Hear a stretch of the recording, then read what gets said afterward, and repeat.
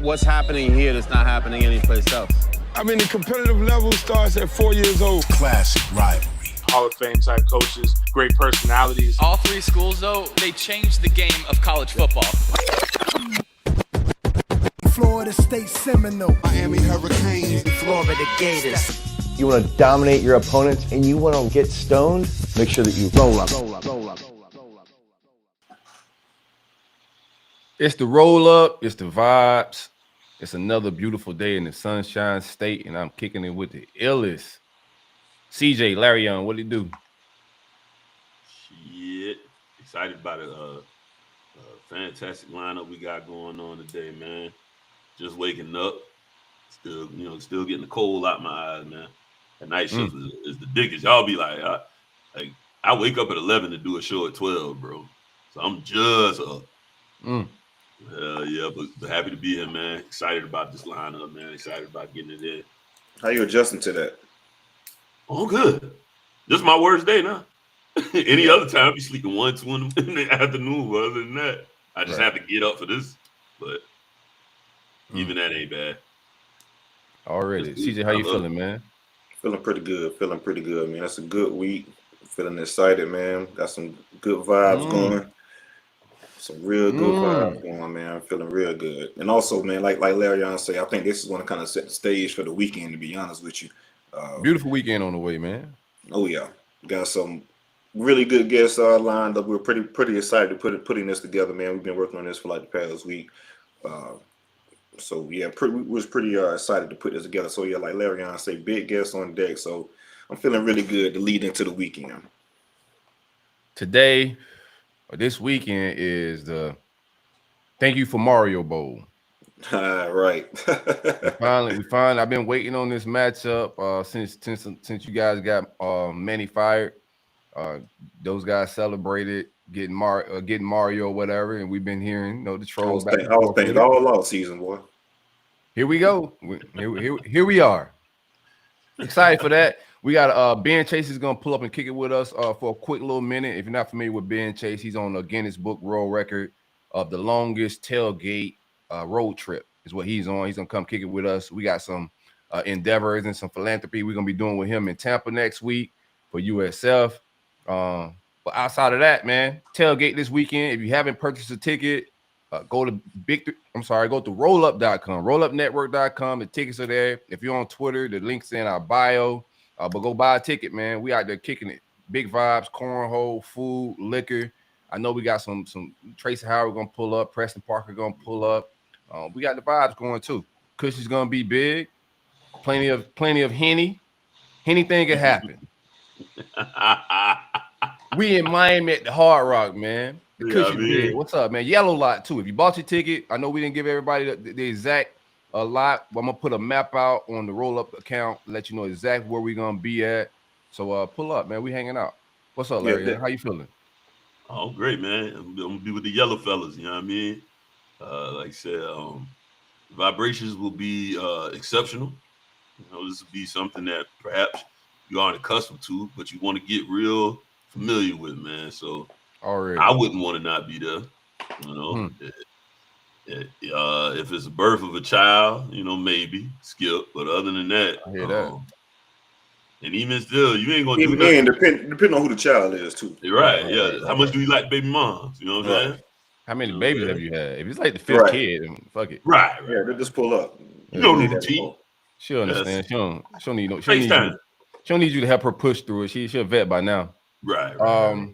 I do want to let everybody know, subscribe to this YouTube, because during the tailgate, we're not gonna give y'all content on Sunday, but we're gonna give y'all content Sunday and Monday. But we're gonna have content flying out as it goes, man. We got videographers, we got a whole media crew. So on this YouTube channel, like, subscribe, and on Saturday, as we out there kicking it, you guys will see what the vibes is like and how we giving it up out there, man.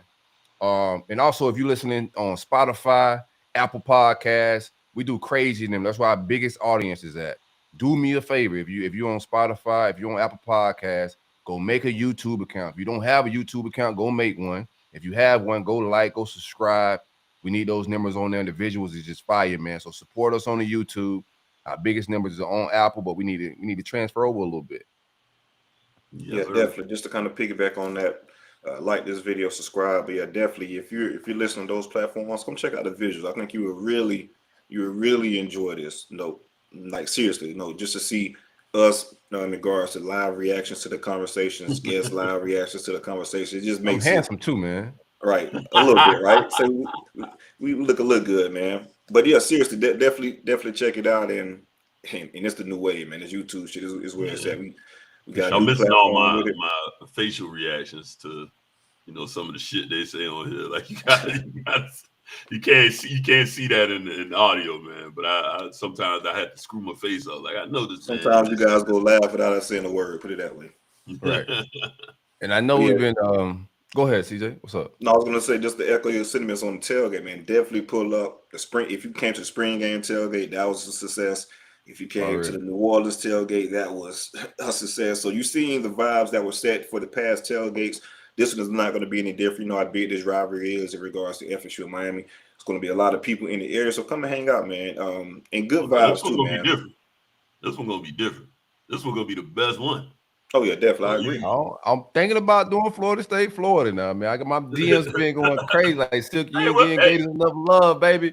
So I may have to do that one, man. Some Gators trying to pull up in Tallahassee. I got some Panhandle. That'll be crazy for Black Friday too. Black Friday. Oh, wrap the year wrap the year up with some big cushion and banger, CJ, right there in the Panhandle. We're gonna see what's up. What's up? Go ahead. PTO, man. The boys playing Friday Night Lights. What stadium y'all gonna be at?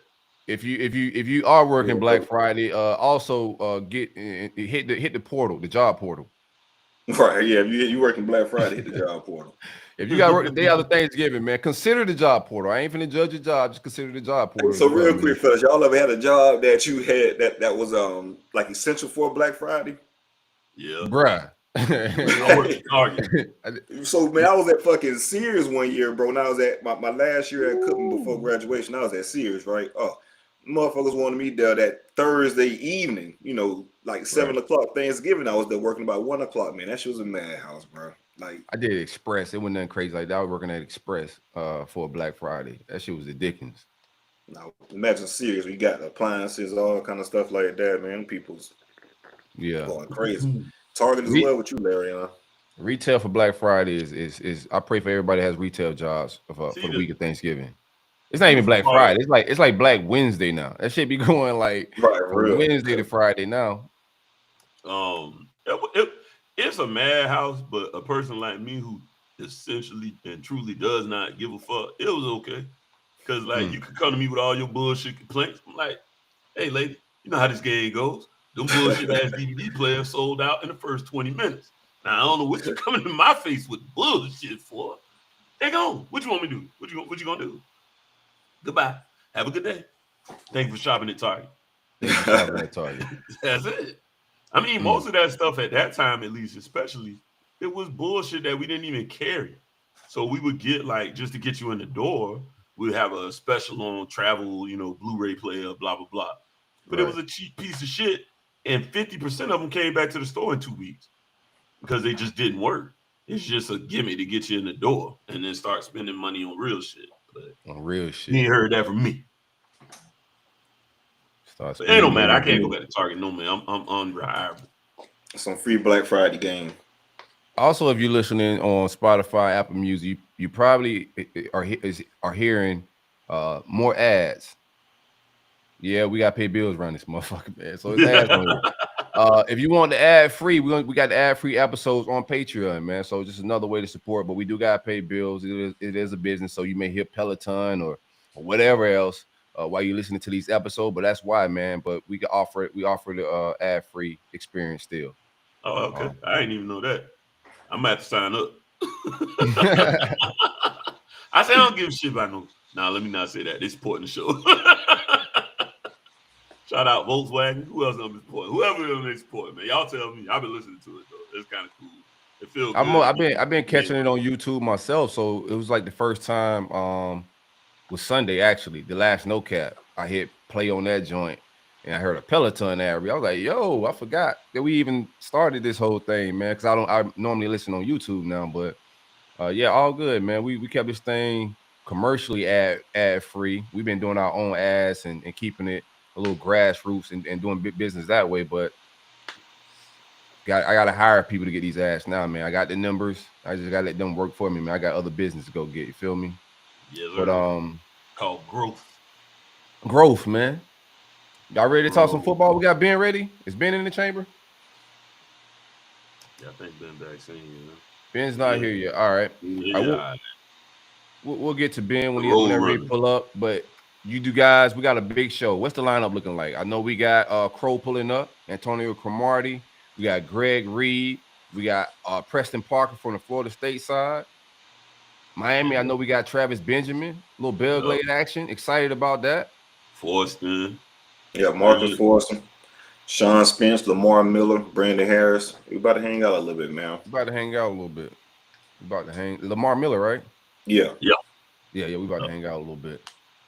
The roll-up is brought to you by the great folks at State Farm, Allen Horn Insurance. Give him a call at 706-692-2888. He insures the state of Georgia, Florida, Tennessee, and Alabama. If you're in any of those states and need home insurance, auto insurance, life insurance, any of that, give him a call. Like a good neighbor, State Farm is there. Quality of service. You know what it is, Larry, huh? Oh, yeah. I've been insured with State Farm. Good people. Big Just coverage. Take a picture, send my check. Voila. You ain't got to deal with all that foolishness, man. That's the craziest part. Like when you bring up the customer service, you get you some bad insurance. You're going to see. You're going to see. Boy, you're going to be jumping through all kind of hoops. You're like, I've been paying y'all for 7 years straight. I ain't had no issue. Now, the minute I need to get a little bit of my money back, y'all acting crazy around this son of a bit. That's something people do not want to do. So you're right. Having some good customer service goes a very long way in the insurance game, man. I guess I get some Gator news out of the way while we wait. I don't have any guests. You guys got the rivalry and all the big guests. So we'll talk some Florida football real quick. Recap the Georgia game, which we kind of did on No Cap as well. But we lost to the tune of 45. Did we cover? I think I covered. Oh, I think it was 22 and a half. I think it was 22 and a half. I think we covered. I think that's not any more a victory or anything like that.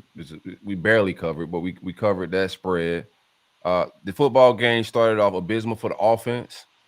That was the biggest reason we were had an uphill battle because the offense couldn't get anything going. The defense provided some stops in the first half and gave the offense opportunity to get some shit done, but AR was missing a lot of easy throws. A couple people running down the middle of the field wide open, and those throws, you're playing a very talented team like Georgia, which I do want to talk about the rankings before we get out of here because I think that shit flipped kind of weird for me a little bit. But I think Georgia's a very good football team, and you can't just come out missing and making mistakes like we were making. Our offensive line wasn't able to get the push I thought it would get. On the last show, I told you guys I thought we'd be able to go for like 150 rushing. Wasn't able to do that. I think we got around like 120 something, 130 something like that. Not a bad day, you know what I'm saying, but not going to beat Georgia with that, with what our offense is, The very first run, I thought AR had to run more for us to win that game. I thought he had to do more with his legs. I've been saying that a lot this season, but I thought he had to do more with his legs for us to win that game. Early on in the game, he got out of the pocket, got hit. I didn't think it was like a vicious hit or anything like that, but he got up, a little gimpy. And was in the rest of the game, I thought, the first half, it didn't look like he wanted to escape the pocket and make things happen. So I was the commentators were saying they thought he was hurt. I didn't think he was hurt. I just thought he wasn't going that hit. I don't think he wants to smoke, bro. He's not Tim Tebow. He's not a guy that wants to make collisions. And that's just who he is, man. So the slow start was the biggest problem. They jump out 28-3. We work our way back into the game in the second half. We go on a 17-0 run. Defense provided some stops, got us 2 turnovers.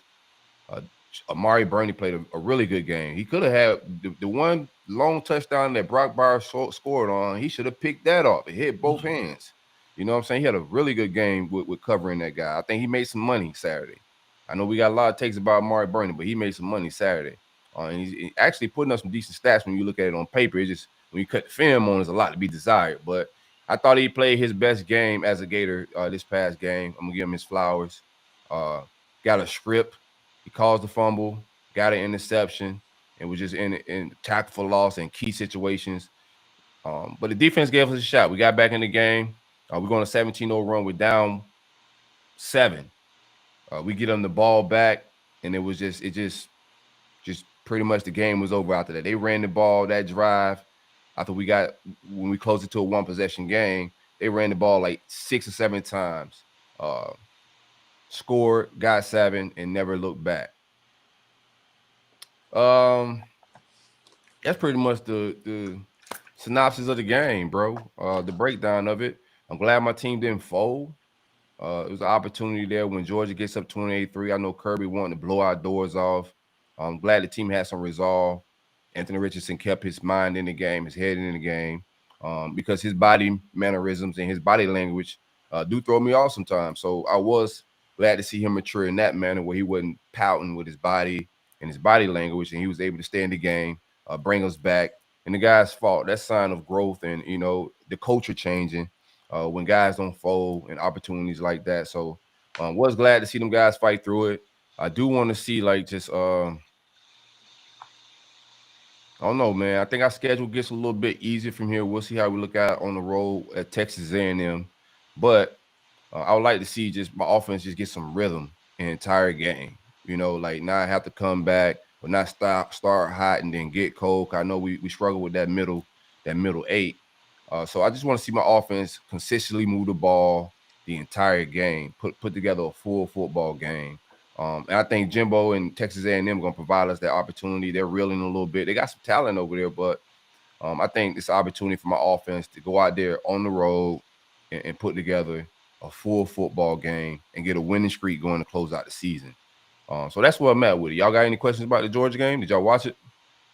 I did. Yeah, I did watch that game. Thoughts? Yeah, I was impressed by the fight back. I did think,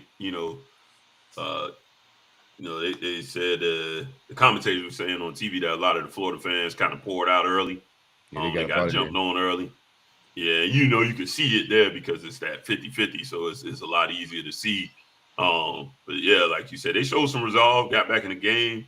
I thought we might have had a damn interesting game until that next drive where Georgia was able to just kind of walk down the field, and I was like, this is probably going to be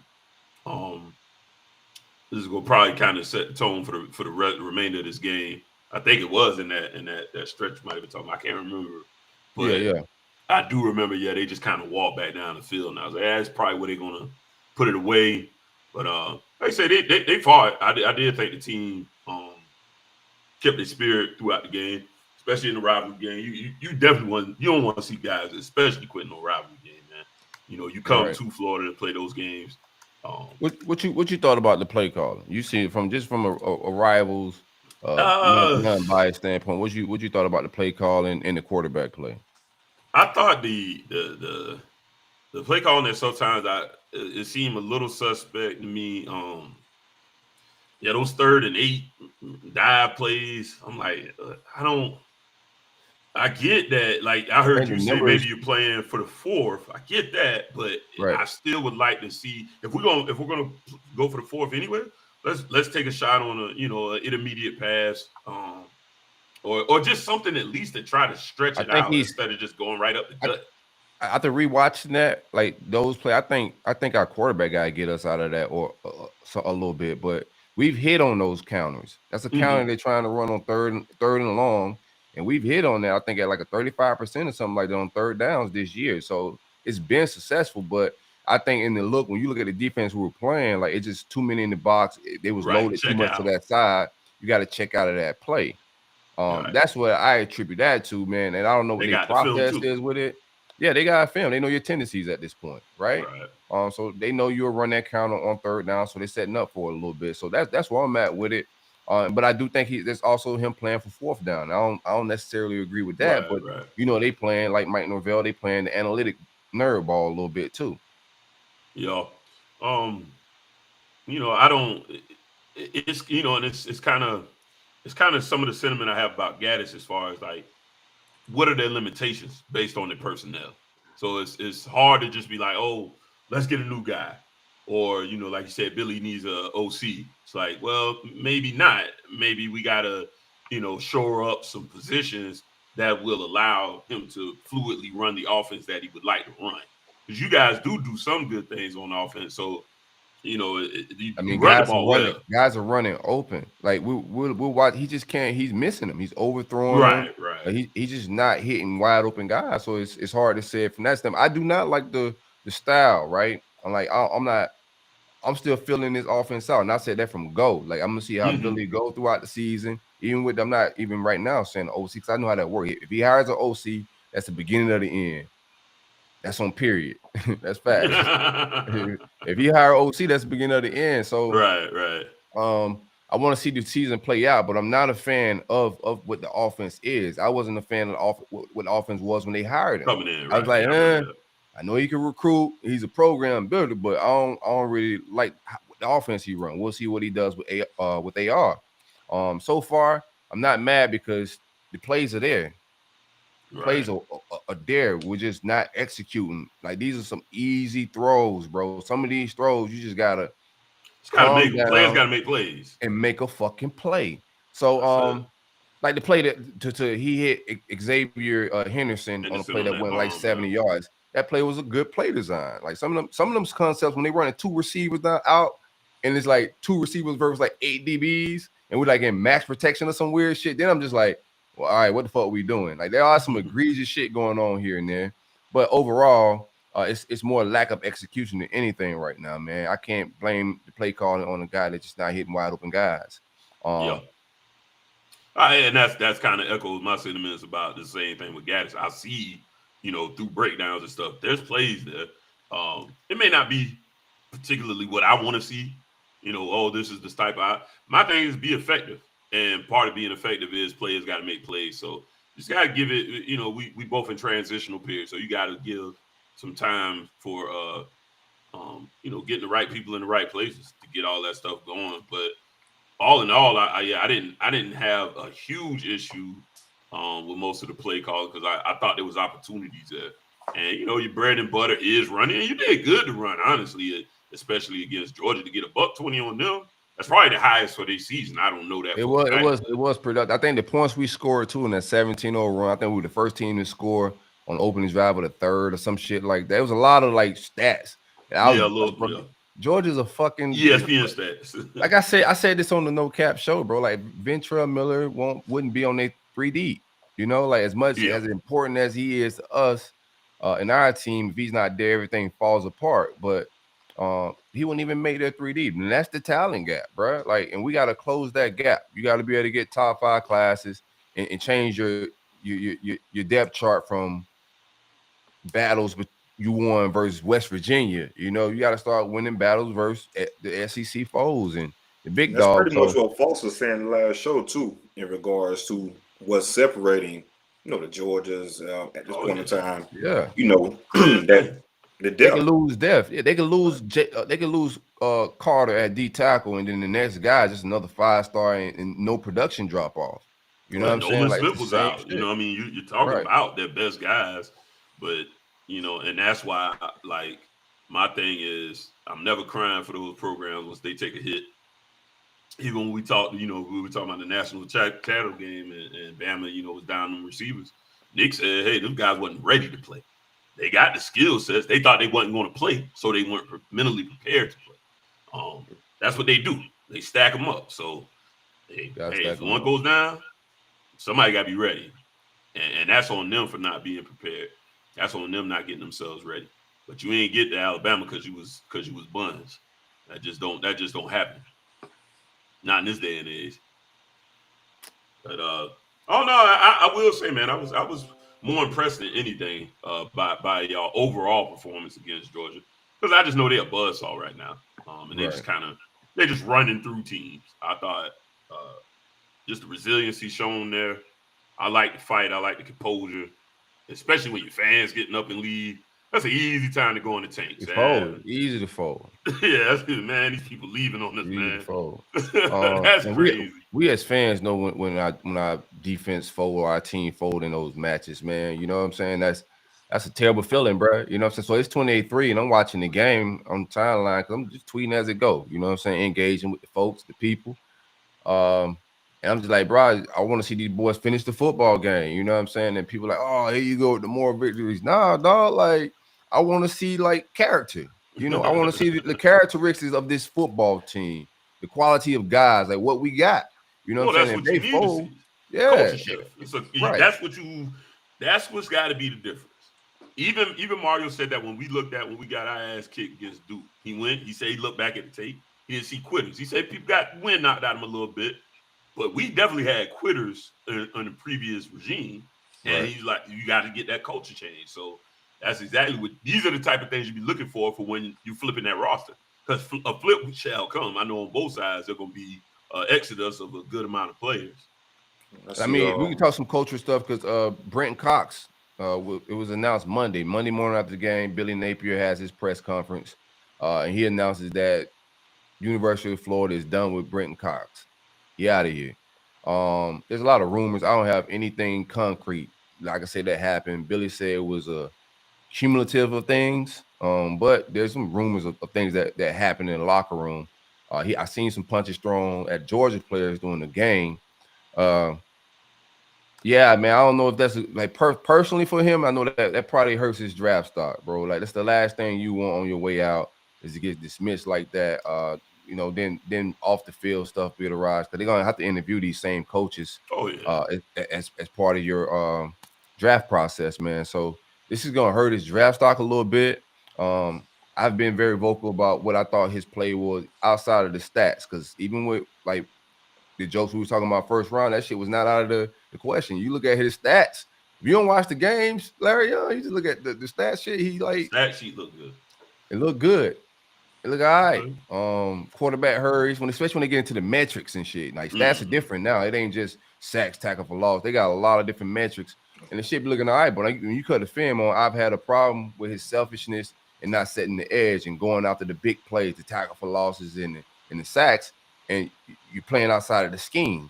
So we'll see what we get in our other defensive ends and then see if they know how to set the edge, because he's out of here.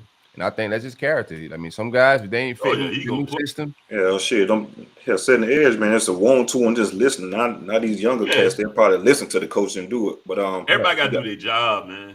It's football. Everybody got to do their job. Don't take one man not doing it. So you got to have that. And when you talk about, a guy that has, like I said, an accumulation of, may not even been major things. It's just after a while, it's just like, hey, man, you're down here hard.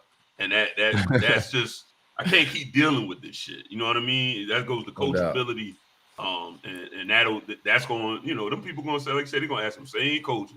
He's going to plummet all the way down to the 6th, 7th round now, despite his physical ability. And we got someone in right now who could hell speak on that. Crow been in the league. We got Crow and Greg. They're in the back about to put them on now. But shit, Crow could tell you all about coaches or scouts in general just asking these type of questions and things like that. But yeah, let's bring those guys on.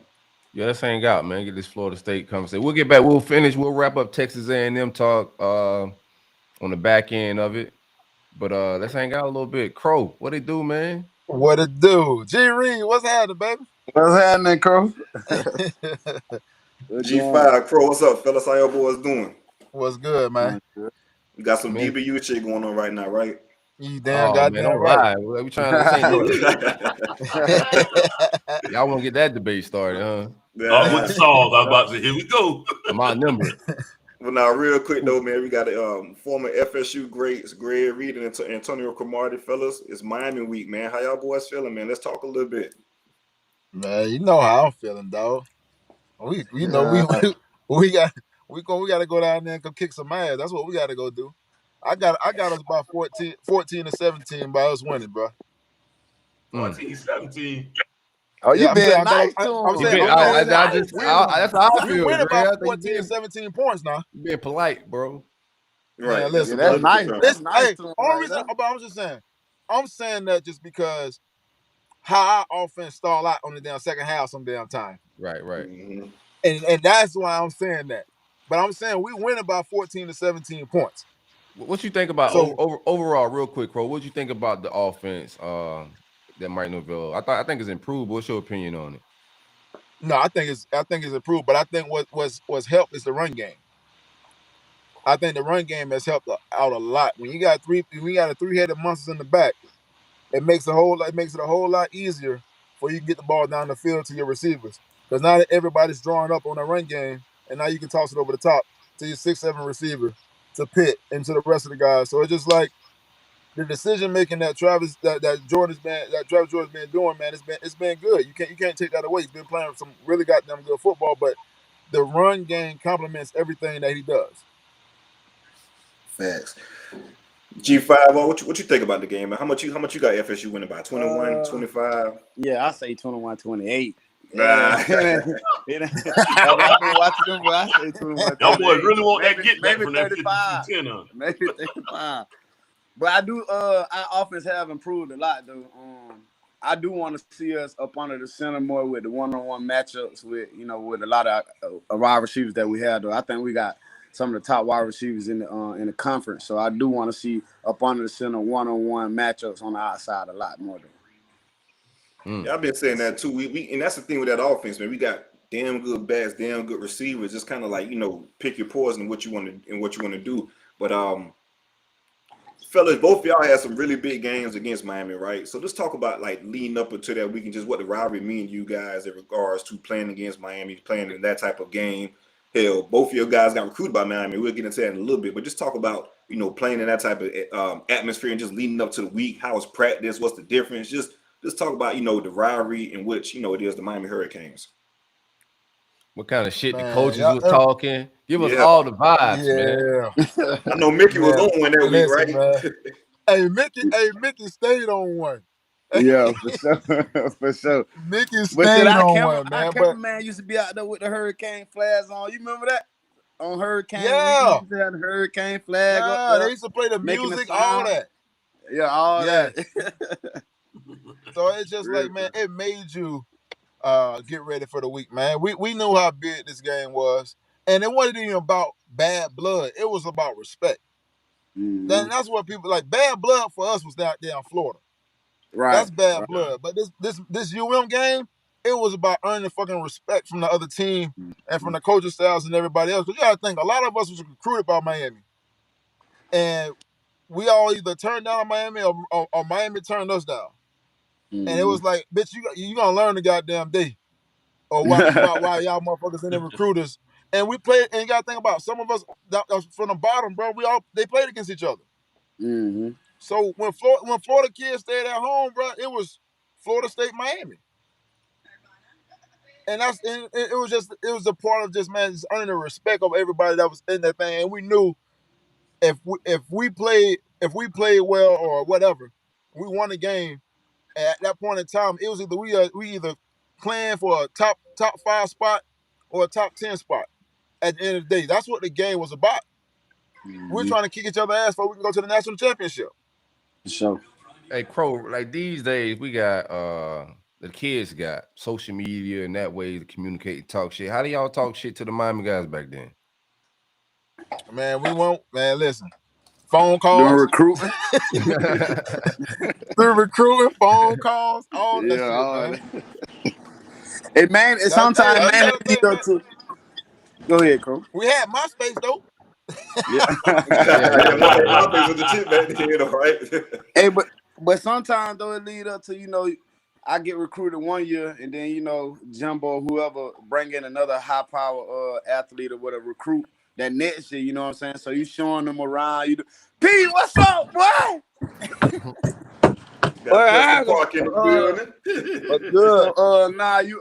So basically, when you get recruited, then you end up coming to Florida State, and then Jimbo, whoever the coach was at the time, bringing another high power. So you got to show him around and different stuff. So you showing him like, bro, come to Florida State, and then he choose Miami. It be beef like that too, though. You know what I'm saying? It be pressure like that, like.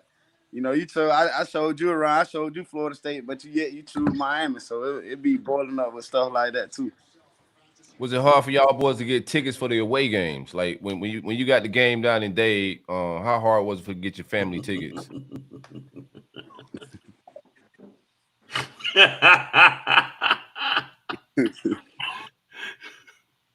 Go and tell the truth, man. They was available. Them tickets was available, man. Everybody was giving away tickets playing down there with the Hard Rock, I guess. Oh, good. But you know, them people went from Dade too. So if they ain't from Dade, we'll get the boys who ain't from Dade, or from Florida, we'll get their tickets. You know what I'm saying? So it was kind of easy. Gotcha. So, Press, we were just saying, like, lead up into that week as far as practice and stuff like that, man. How was it? Like, this the rivalry of playing Miami, man. How was it in practice? What was the demeanor like in practice? Just the atmosphere of the game. What does it mean? You know what I'm saying, in regards to the rivalry of FSU and Miami from your perspective? Just practicing and just leading up. It's just, you already know, like, coach ain't even got to get no speech, because down here in South Florida or in Florida, we already know how to rival games from Little League, you know what I mean? But now we done got to Miami and Florida State, like, so we already know what we got to do, you know what I mean? So that's why we come out there. That's why everybody balling. That's why it'll be a close game. Even if it's a blowout 30-0, they'll come back. You know what I'm saying? Yeah, man. But let's say y'all think about this. It's been coming out of both these teams, man. So many goddamn draft picks that come out of this team, bro. This is where people make their money at too, in these games. Like you want to get drafted. This is the games that you go play like this. This is where you're gonna get drafted. You know what I'm saying? So it's just like that was always on your mind too. Like, bro, if you make a name for yourself today against these motherfuckers, man, shit. I know I'm finna get drafted. Right. You gotta think, bro. You gotta think, bro. You played against. I mean, for me, I had Sean Taylor, Vince Wilfork, all these boys playing. So you gotta think, man. All first rounders. Then the next year, you got Devin Hester. You got Antrell Rowe. All these boys that was playing, all getting drafted. Man, it's not finna embarrass me. I'm finna go out here and try to embarrass them. Yeah. You know what I'm saying? So it's just like it was all about us having the respect, but we also know in the back of our minds, bro, if you play well in this game, you definitely getting drafted. Definitely. And if you ball, you're gonna be the king of your city too. So you from Florida, 100%. If you ball, boy, you come back to your city, you the man. You know what I'm saying? Talk. We know that too. So being from where we from, but we gotta put on. We gotta put on for the city. Feel me? That's real. Now, Preston, you grew up a Miami fan, right? Yes, sir. What happened, I ain't know nothing about Florida State, but Peter Ward. What happened, dog? And Greg Jones, because I ain't watched football. So Greg Jones and Peter Ward, them the only people I want to watch. So what changed, man? So talk about that recruitment, Preston. I know you. Yeah, talk about that recruitment. What things changed for you down the line? Cause I know when we had you at the Cush House, you talked about a little bit, but just give a little perspective specifically on Miami and how that shifted from you from being a UM fan growing up. I'm gonna get straight to the point because I can get too deep sometimes. So deep, bro. soon as bro, pause. Woo. They were trying to give it to me in Dade. Like they trying to, you're gonna start in your freshman year. Like it was kind of scaring me a little bit. Like, hold up, man. Like I don't like easy shit like that. You know what I mean? So when I went there, they had Fred Rouse, they had CC Davis, they had Greg Carr, Dakota Fad. I wasn't gonna start. You know what I'm saying? Something happened with Rouse, and he had to. You know what I'm saying? He had to leave. You know what I'm saying? So I knew I wasn't starting my freshman year. I knew I wasn't getting on the field or nothing. But once he dipped, I had a little chance, like a little bit of chance. Now, if I would have messed up, I wasn't good. Then it was over with. I would have probably redshirted. But that made me pick Florida State because I knew I was gonna have to really work, and I knew I was gonna be able to learn from them boys, the Cody Fad, all them boys. Like I said at the Cush House, I was able to learn from them. You know what I'm saying? But it made me work hard. If I went to Dade, I thought I probably got kicked out sophomore year. Freshman year.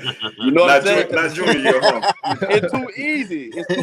You know what I'm saying? Too close to the crib, man. Right. Yeah. G5, talk about your recruitment, man. I know, you was a 5-star. Everybody wanted you. I know you was committed to Florida at one point in time. We'll get into that another day. Boy, flipped on us, man. Boy, did right. I like how you did that. That boy did it breezy, boy. He went to the right well. Y'all think people was hot by Cromartie last week? Man, when Greg flipped, bro, like social media went. I mean, that was message boards at the time. It just went crazy.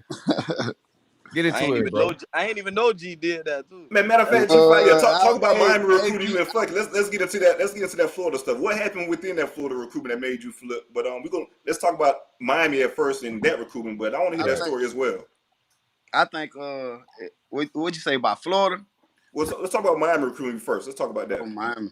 I ain't never really go down south to the to like a no official visit or nothing like that. I just when they came and they hollered at me, the DB coach at the time, I think he the co-defensive coordinator right now in Louisville. He was cool, but it was just too far for me, bro. It was 7-8 hours. My grandma like, nah. I really asked my grandma about it though, for real. And she was just like, nah. So I eliminated them early though. So how did you flip from Florida to Florida State, bro? Give us that damn story. Didn't we? All right. I had them set up my official visit to Florida. The week Jimbo like, nah, you need to come down this week. This weekend, right? So I had came down there, but nah, it was Damn, so basically they got so basically they got you. He got me, bro. That when Rick Ross was walking through the club with his with the whole fur jacket with the peak coats and all. I was at that concert, bro. It was at the Moon, right? Yeah, it was at the Moon. I was at that fucking concert, bro. I swear to God, man. God, crazy. Man, that's crazy. And back in the day, but anyway, I was committed to Florida, bro, for like. I was the first one out of the junior class to commit to Florida. That's where I grew. That's where I grew up. My Florida fan, my whole family. Florida fan, really. Mm-hmm.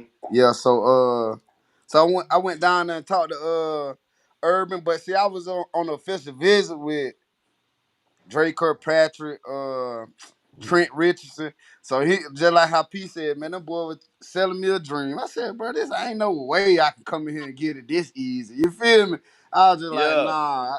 And Urban Meyer, I don't know if y'all ever met Urban Meyer before. He just talked too much for me. So I was just like, nah, Gainesville wasn't the place for me though, for real. So who talked more, him or him or Jimbo? Jimbo talking too. Yeah, Jimbo talking now, but all the recruiters talkers, man.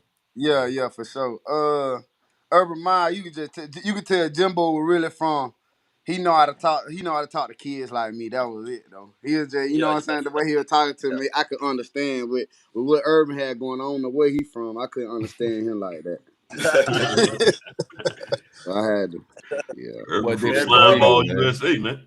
Right. But them folks had. But see, I was returning punts in high school or whatever, and Urban came down to my crib and went to watch a film. Where my high school went to watch a film.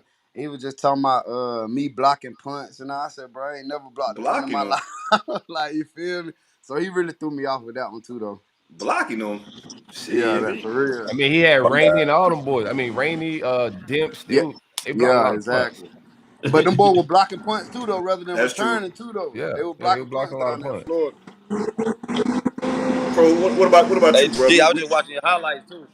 Oh, wait, Greg was cold. What's about Miami? Yeah, so talk about your recruitment. I know we kind of got into it on the show. Yeah, we had kind of got into it on the last show, bro. And you was talking about how they kind of played and then go through with the offer.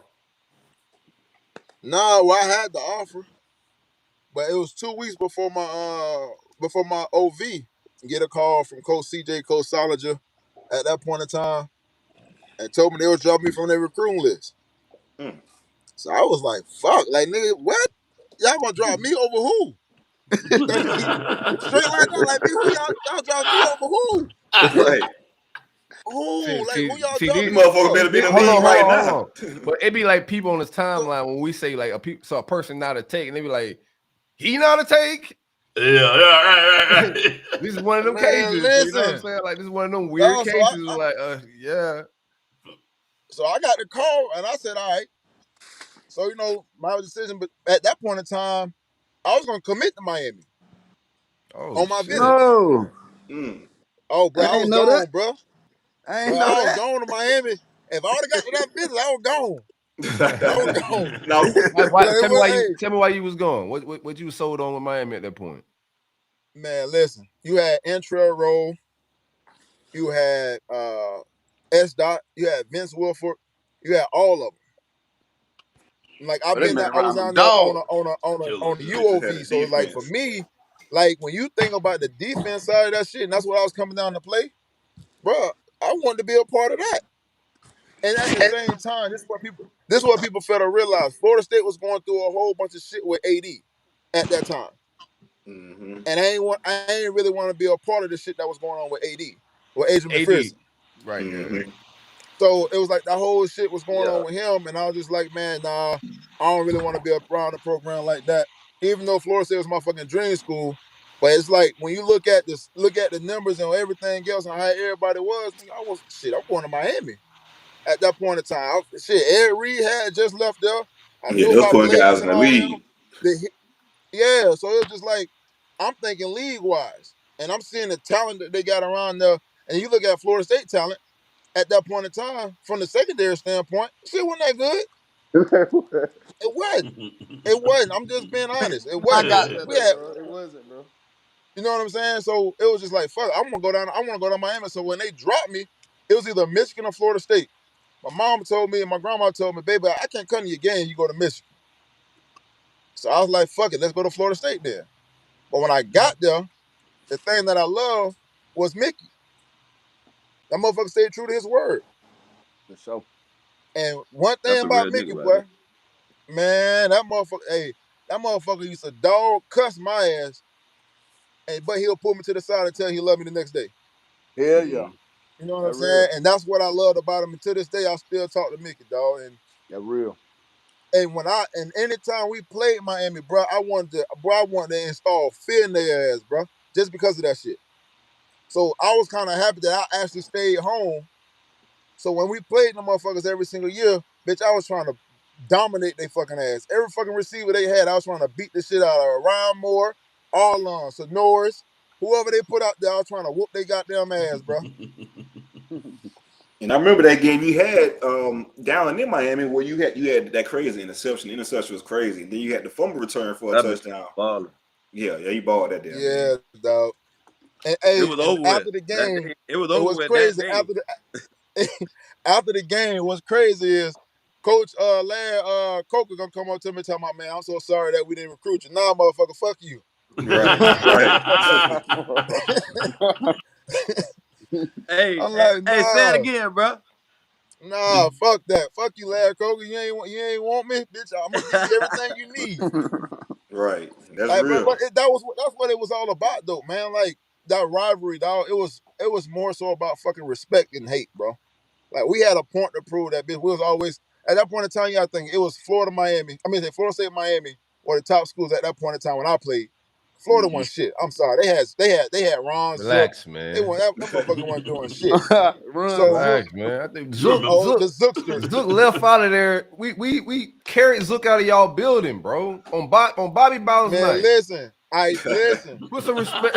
Y'all put some respect, I man. know. That was Zook, man. That was 04. That was 04 season too. That was the 04 season. That's when who was the damn quarterback? Oh, Chris Ricks went out there and shitted on himself. On the last drive. Cause hey, if you remember that game, that's the kick return on return. I ran on our sideline, then ran down their sideline. Got our ass down to the 30 damn yard line, and this motherfucker go out there and throw an interception. Just like that, bro. That game. Well, I played with some terrible ass quarterbacks, boy. and that's literally, and to be honest with you, that was literally what was holding y'all boys back then. To be honest with you, was the quarterback position because y'all had everything else. Defense was straight. Hey, man, listen, dog. I played with. Go ahead, Crow. Y'all played with Drew, right? Who played with Drew Weatherford? Nah, I came in after him. I played with Drew. That boy. Hey, oh my God, boy. When they put, I don't want to say it though, but when they switched my dog, his senior year, Drew, I ain't understand that, Jimbo. What's happening? We were rocking. Yeah. You feel me? Yeah, dog. Drew was raw though. Drew was raw as hell, boy. I don't know how he ain't go to the league, boy. Both of my quarterbacks were straight though. G5 shit. Your freshman year, you first game of the season, you played against Miami, right? And you come out with a bang. Freshman 5-star corner, you come out with a big kick return, interception. Yeah. When I was getting recruited, man, like the rivalry was always important, but like when you get around them kids who committed to Florida, bro, their attitude and their cockiness just be a whole different type of level. That's what I hate about them. You feel me? Just cause they were going to Miami, they were just, you know what I'm saying? I said, all right. I said, the first game I had marked on the schedule, I already knew. I said, I'm finna show these boys, cause I had got my 5-star late after the Under Armour game, you feel me? Yeah. So that when I was like, okay, these boys walking around here like these 5 stars. I said, okay, I got something for them Miami week.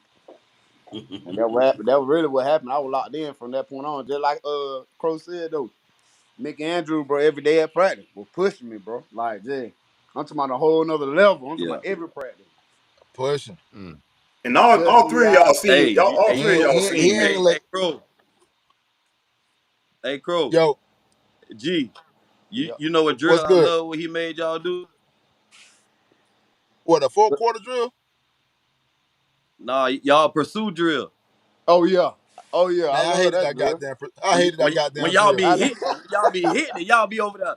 Cause I be Man, like, bro, what the hell? Man, I hate that goddamn drill. I know you hate it. Because but y'all boys be fine. Listen. Hey. No, I hate it because at that point in time, anytime I did pursuit drill, he put me in that safety. Yeah. Why he did that, bro? What playing safety for? Why he did that, Crow? Motherfucker put me, man, because I was 217. Why you put and he told me, I used to come in the fall count like 220, bro. And every single day until I got down like 210, he'll put my ass at safety. So I was playing safety in practice. Bitch, I gotta come down and hit Greg Jones my fucking freshman year. Gotta come down and hit fucking Leon Washington, Lorenzo Booker, and he gonna make Coleman, sure you hit fat boy. ass. BJ, hey, and you know you ain't hit him, bitch. You gonna make your back crawl. Reid eating this shit. Like, what are you doing, man? My bad. Yeah, I'm eating my bad. Nah, you good, bro. I just got out of this workout. So I gotta eat. I gotta fuel the body. Them headrests look crazy, Crow. Yeah, I see the lean. The I said them headrests look crazy, fam. Yeah, we see you back though. Yeah, boy. Hard work pays off, baby. But now all three of you guys seen Mickey Andrews, man. So and it's crazy how all y'all got talk positive about him, but just talk about how I don't know, man. Just give me one Mickey story before we get out of here. One Mickey story before we get out of here. I got one for your ass, dog. Woo. So I had another. I don't know if everybody knows. We had another DB come in with me, and DB was fucking up all that shit. Man, that nigga told that boy, man, the best part of you is still running down your mama leg, bro. Oh shit! I said, God damn, bro, you imagine hearing that shit at 18? That nigga, they think Coach 30 be over exaggerating. Right, shit, bro. Nah, Coach 30 be spot on. Mickey Andrews was fucking hell, dog. Man. Give me one G5. Mickey Andrews was hell, but I give you another one, dope, man. The year that I went declared for the draft, I ain't never seen Mickey cry, bro. But he was just shit, I lose a 6'2", the one thing about him, dog, was what. Yeah, so I mean, the biggest thing was he respected my decision, though. You know what I'm saying? But he was just like, bro, you are everything. I'm so happy. You know what I'm saying? He was just proud of me, dog. And now, just that moment right there, like you saw the vulnerability of Mickey Andrews. You know what I'm saying? Like you didn't see that hardcore spitting sunflower seeds, chewing the motherfucking bubble gum. You just saw Mickey Andrews like the father figure. You know what I'm saying? So like that moment, like that right there, and then had Miss Ann too at that point in time. You know what I'm saying? Like, it was just like that moment, like right there, was like my best memory of him, because it was more about life lessons than him trying to stay at Florida State when I made my decision. You know what I'm saying? It was that father figure, like, hey, if you need me, I got you. I'll guide you. You can call me anytime you need to. That's what I loved about Mickey Andrews. That motherfucker dog cuss your ass, but dog, he loved the hell out you. I know you What you got, remember Greg? that, Give bro. me You your get score. Mickey Andrews to cry. Well, I remember the kid name, bro. The kid name was Justin Bright. I remember Man, we Justin out Bright, the there. receiver. Yeah, he played DB from Burns. That's right, the white DB, right? The white DB. He was probably the Yeah, only yeah, white DB we yeah. had out there. So it went, you know what I'm saying? It's all cool now because he ended up later coaching for Florida State or whatever. Yeah, with a national But we was championship out there, team. you know, Crow. We go to the stadium for like a scrimmage, you know. So we out there just going through Yes, the little sir. warm ups and stuff. Justin Bright might have ran a play wrong. He might have just did some small stuff wrong, bro. When I tell you, this is probably the worst thing you can like ever hear. Cause when you get to college your freshman year, bro, it get real. Like I don't give a damn what you say. It get real, bro. So we out there on the field, man. This man look, man, that man looked at Justin Bright and said, I should have listened to these folks and never recruited your ass. I said, oh man. Oh shit. Man. Boy. I said, man, this man. Boy, you can drop a guy. Hey, boy, look, you know when somebody say that, boy, folks went to look around like, ooh, woo. Right. Damn. We had to make some calls, right, man. Right. I want to get everybody's score. Yeah, real quick before we got here, I was gonna say, go ahead. Yeah. Still gonna say the score prediction. What y'all So got I don't really got no story about Mickey though, cause I really wasn't around him. I just seen him like when we was on practice. But I got 2 stories about. I wrote them down about the Hurricane Florida State game. Mm-hmm. So when I had got kicked out and G came, he got out. You know what I'm saying? I know everybody would tell him like, bro, you got a ball and all that, whatever. So he did his thing, right? So I go to practice in North Alabama the next day, right? It's a funny coach, a black coach. He was funny as hell. That bitch say, shit, they ain't need you. They had the number 5. Like, you know what I'm saying? God that had me hot, bro. Oh, that's hilarious. That bitch had me. They need you. Bro, that had me so hot, bro. That Yeah, bitch they had me number hot. 5. But I say, hey, but you know I had to say something though. I say, shit, they ain't win though. That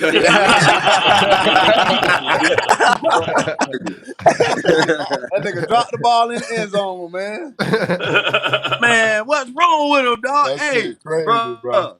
TV, bro. Hey, and my last story, right? The Travis Benjamin, right? Cause you know he was balling. They came back on us, bro. We had them bitches like 28, whatever. Yeah. They came back on us, bro. You know, I get in on kickoff. You feel me? You know I'm finna go break this nigga neck. You feel me? I'm finna put him out the game. I'm gonna kick off. I'm first nigga down there. Cause I get down there, I kinda try to come to balance. Cause that bitch hit me with a bah! Cause hey, that bitch on me. You struck out. I had to ask Wade for his shoe for his right cleat. I had to get a whole new cleat. That bitch broke the whole cleat, bro. Hey, Travis, you want to like that, bro? You want on the one, right? Travis Benjamin. Give us a score prediction before we get out of here. What y'all got score wise for the game? 24-27. FSU, right? You ain't gotta say that part. You know it. All right. G5, what you got, man? Give me a score prediction, man. I think we're gonna put up about 35 points on. I'm gonna say 35-10. 35-10. 35, 38, 10, something like that. I like it. Pro, you dub? I got 31-13. 31-13. I like it. That's right in the ballpark I'm in. All right, fellas, man. It's been a I want to pleasure, be upset man. at these scores, but I can't really right now. So. All right. Appreciate y'all joining, man. It was a pleasure, y'all boys, man. Y'all fellas take care. We go look back on these scores and celebrate. I'm seeing a little bit. You already know it.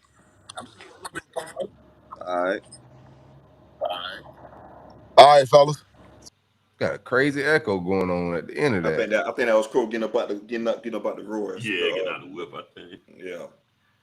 Oh, yeah, real man. quick, got a super chat from Alex. They love this fully healthy against UM's O-line. Woo! Fucking love it, guy. You know what? He better have 3 pressures. Yeah, you told me your guards was trash, so you definitely go get that. You told me your guards was trash. That's what I'm saying. He should this game. I'm gonna get Larry, you. I say y'all been hyping this love it up, man. Right. I'm sick of hearing about this motherfucker. All right, real quick though, before we move on, we got our Miami guest that's ready. Make sure you guys like and subscribe, like this video, subscribe to the channel. Take a couple seconds to show some love, man. Hit that button real quick. If you're right here in the YouTube watching live, hit the button, like the channel. Let's do it. Like, subscribe. We be having thousands of views, only hundreds of likes, man. Pump that like. Pop. Y'all ready? Hanging out with Miami. Y'all ready? The Miami crew ready? Ready as we finna be. Pull up. Crazy ass door. Oh man. It's too much. It's too much green for me. Too much green. It's too much green for me. It should make you sick. All right, Sean, what's good? Lamar, what's good? What's going on? What's up? What's happening, fellas? We hanging out, man. Rivalry week, man. Y'all hype? Nah, they ain't hype, man. Look at Sean, man. Sean ain't hype. Y'all look nervous or what, bro? Y'all we don't fear no spill, dog. It's early. It's Thursday. Yeah. Thursday. Fear no spill over this way. I ain't playing, so I ain't up like probably how the players are. How you feeling though? How you feeling about the Miami right now? The program, this game. What's your vibes? I feel like we're going through some growing pains right now. Coaches change. I think everybody thought it was gonna be, go from what they had 5 wins, 6 wins last year to 8 or 9, but it's a process. Got to give Cristobal a chance to get his guys, to implement his stuff and get his guys in. So I'm not happy with what I see, but I understand at the same time we're going through a transition. Yeah, we had 7 last year. Give us all our wins too, bro. We gotta get all the ones we can get. We gotta take every single one, especially rolling into this damn year. Nah, you ain't lying. So getting into basically, we kind of focusing in on how this week was special. We just had the Florida State guys on. They threw some crazy scores out at the end, but this game is rarely a big margin of victory for either team. It happens every 7-8 years or so, but normally it's a real fight. What do you kind of credit that to? No matter how good or bad the other one is. That's true. It's usually a good game. Yeah, like it's rivalry week. I think a lot of pride in the line, a lot of bragging, like a lot of those guys you don't play with or follow since you was in high school, or always was your competition, whether it was 7-on-7, y'all played each other in Miami, or you played somebody they had up in the state championship that was going to Florida State, or maybe a guy in your position ranked higher than you, or whatever the case may be. I think that's what makes these games close. It's a pride thing, a lot of bragging rights, and then the rich tradition that's behind it. I think kids, you get to sit back and see what Miami and Florida State is all about, and then you finally get an opportunity to be a part of it, and to be in that moment. I think it makes you play at your highest level. No doubt. On both sides. Lamar, what about yourself, man? What is it like, playing in a rivalry like this? Like Sean said, you played a lot against these guys, coming up, within this game. So, and we know there's big bragging rights within the state. So, what is it like for you yourself? What does the rivalry of FSU Miami means to you? Oh man, it's a big rival. I remember just growing up as a young kid and just seeing the rivals, and them going at it. Every year, with the missing field goals and stuff like that. So getting the opportunity to play in that rivalry game was surreal, man. I remember actually my first college game. Well, I didn't play, but I got to travel. It's my freshman year. We played up there on Labor Day, and the energy and the atmosphere, it was just crazy. And yeah, man. So just being in games like that is one of the reasons why you go to Miami. That was like Labor Day 06?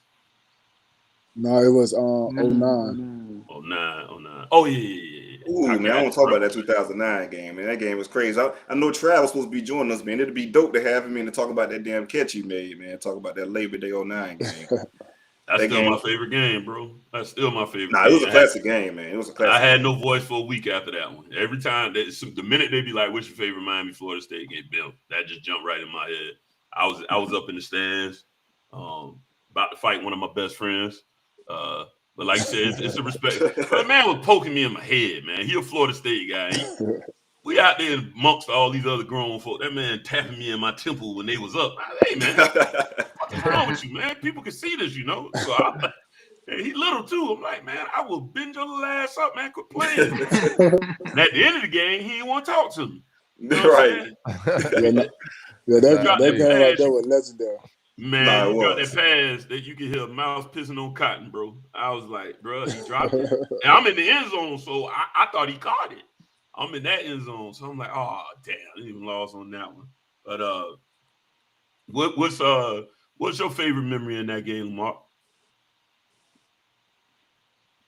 Playing, actually. Oh, lost him. Got that crow. All right. Yeah, Lamar, so what's your favorite memory of that game? The 09 game? No, your opportunity to just like actually getting in there and playing. Oh, well, I only got the opportunity to play in one Florida State game. That was my last year. That was, 2011? We lost that game. They blew us out. I just remember, I really didn't do much that game. They neutralized ass, huh? Put all that speed in the bottle, huh? Stop the fast ass running back. Hey, he's fast as hell, man. Stop him. Yeah, I didn't really do much, but they had our number that game. I forgot the score that year, but I really didn't have no memories, to be honest. I just remember we lost, to be honest. Lightning that was my only. I was mad as hell you left us, man. I understood the business decision. I was like, but he just getting started, man. I was this dude is amazing. He just getting started. That was my goal. Yeah, that was my goal. My whole going to Miami. My shit was fidgeting, to do 3 years. You can hear us? You good, Marcus? Yeah, my shit was tripping. I'm good now. Okay, perfect. But yeah, we was just talking with the fellas, just talking about the rivalry in general and what it means to you guys playing in this type of game and leading up the week of practice and things like that. Like from you personally, man, what does the rivalry between FSU and Miami mean to you? So the rivalry speaks for itself. Shit, Miami versus Florida State. That's all you heard. Shit at the crib. For real. Even going to the games, seeing it on TV, man. But to be a part of that, man, once you get on campus, man. Like the whole week is different. How did the war chant feel? The who? The war chant. Oh yeah, that shit was rocking though. Yeah. Yes. Damn it, man. Oh, there you go. Yeah, there you go. Now what you were saying, bro? No, I was just saying like that. That shit different the whole week, man. Like from on campus to practice, to shit have been around the guys, man. The locker room, everything changed, man. On that week, Florida State week, man. Yeah, I don't want to go to class. You don't want to do shit, man. But focus on that game. Right. What's the city like, man? What's the vibes of Miami? Y'all from South Florida. What's the crib? Like the family, Luke, the culture. What's the vibes like that outside of the campus and football life? What's that like? I think you getting calls all week from your family, friends, just knowing how big this moment is. You're hearing the war chant all day because they're playing in the locker room 24/7 that whole week. So, but the vibes outside, you try to stay calm and try to treat it like any other game, but it's not. You get more calls than usual. A lot of more people want to come to the game if it's a home game. So I was seeing a lot of the older players that played, they come back around a lot around that time. So, you feel the atmosphere. But, that's pretty much it. Try to treat it like a regular game, but we know it's not. And, outside of your family and your friends calling you, more than usual. Fellas, what about Tied the off. recruiting aspect of? Like, go ahead, Larry. You got it. Go ahead. Oh no, I was just gonna say, you duck off in the house a little bit more. You know what I'm saying? That week, try to be away from the outside noise, or you kind of, or do you use that to fuel the fire for that week? I mean, personally, I try to stay whatever my routine was. That's what I did. I didn't try to change too much up. Whatever I did leading up to game week, that's what I try to keep that same regimen. Gotcha. So Shit, you about to get to the recruiting? If you did get out, man, like we used to always go to the high school games. So of course you got the crowds and shit talking about the game, like, boy, this is a big one. Y'all boy got to put on, and all that. So that part changed, as far as everybody just hyped, the whole community hyped, man. Right. That is dope though, man. Especially with y'all boys being the superstars that you guys were on the high school level, and to go back, around that atmosphere and have that type of game going on. I know that was pretty dope moment for you guys. But let's talk about the recruiting aspect, man, because I know FSU recruited all three of you guys, right? So let's talk about that. Not me. They ain't recruit me. I think we talked about it on the show too, man. Let's talk about that. What happened with that? The take. They be thinking it's a myth, man. I think what's crazy is because Pro Linda said the same thing. He said Miami recruit him? Yeah, he said Miami called him at the last minute and said, listen, bro, we can't take you. Not a take. Yeah, no, they ain't really recruit me too tough, but they had a good linebacker. Can you hear me? They had Nigel Bradham. They had a couple guys. Nick Moody. Yeah, Vince Williams and Vince. Yeah, me and Vince was in the same class. So they had their guys, and I think by the time I remember, I don't know, I might have said this on the show too, when they came to practice one day and I had on orange and white cleats. I'm not sure if I was committed or not. Mickey Anderson. They knew the vibes. Mickey came. I think they just kind of knew. They still off of Marcus though. They knew his vibe, but they still off him. Mark is a little bigger than you. Right. That boy, Odell thought what's the name thought he was gonna change my mind for real, boy. Odell came and gave the uncle speech rundown. Yeah. Threw his line arm around you. The D-line coach, he was like, boy, I gotta get this motherfucker. He ain't take you to the moon. They ain't take you to the moon.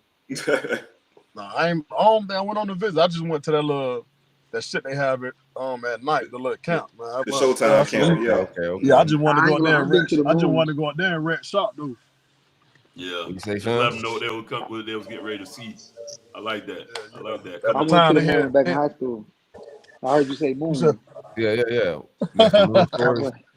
I had my brother was going to FAM, and I had went up there. I was in high school, and I think it was spring break, and they snuck me in there. So I think I was like 16. I was in the moon. She was a crazy experience, wasn't it? Well, life changing. Yeah, it was. Lamar, what about yourself, man? Right.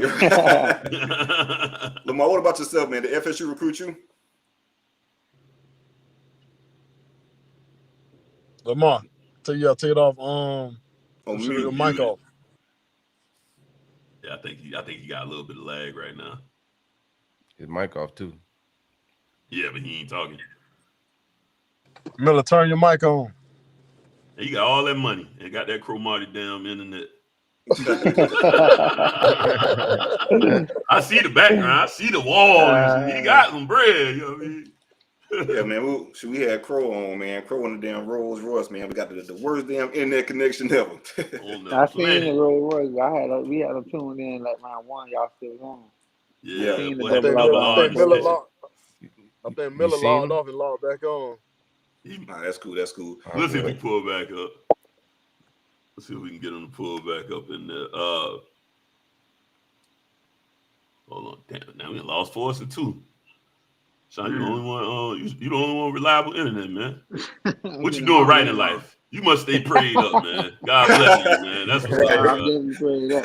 But I'm just not them boy. I don't know what they got going on. Marco in the car. Right. Yeah, what you think about Miami's recruiting though, man? Because that's one thing Mario is doing. He's recruiting pretty well. And what's that about DVD recruiting? I think DVD doing a hell of a job. Yeah, he just got the kid Cromartie. That was huge for us, man, because we really need DBs. This class that they have now, I think that whole secondary may be senior. So the guys that they have will come in. Cromartie probably could come in and compete for a starting job right away, which I'm quite sure he wants to do. They got the quarterback, what is it, Rashada, I think. Rashada, yeah. Rashada. It's gonna be crazy, man, because I know everyone probably has thought the Knight was probably gonna leave because he was rated so high. But he got off to a slow start, and then he had them 400-yard games, 300-yard games.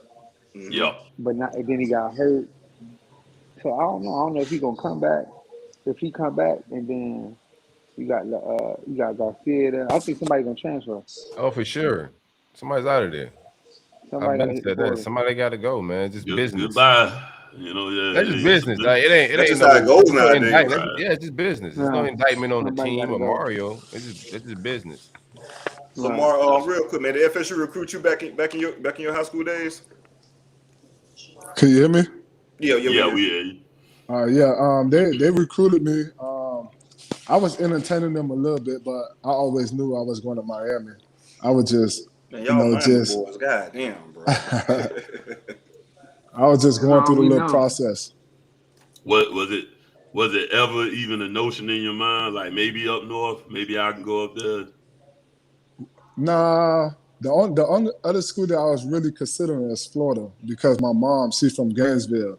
Oh, so I knew it was either going to be Miami or Florida, but I always knew I wanted to go to Miami just because the running back, the legacy that they had with the running back. So I just wanted to go there and keep that legacy going.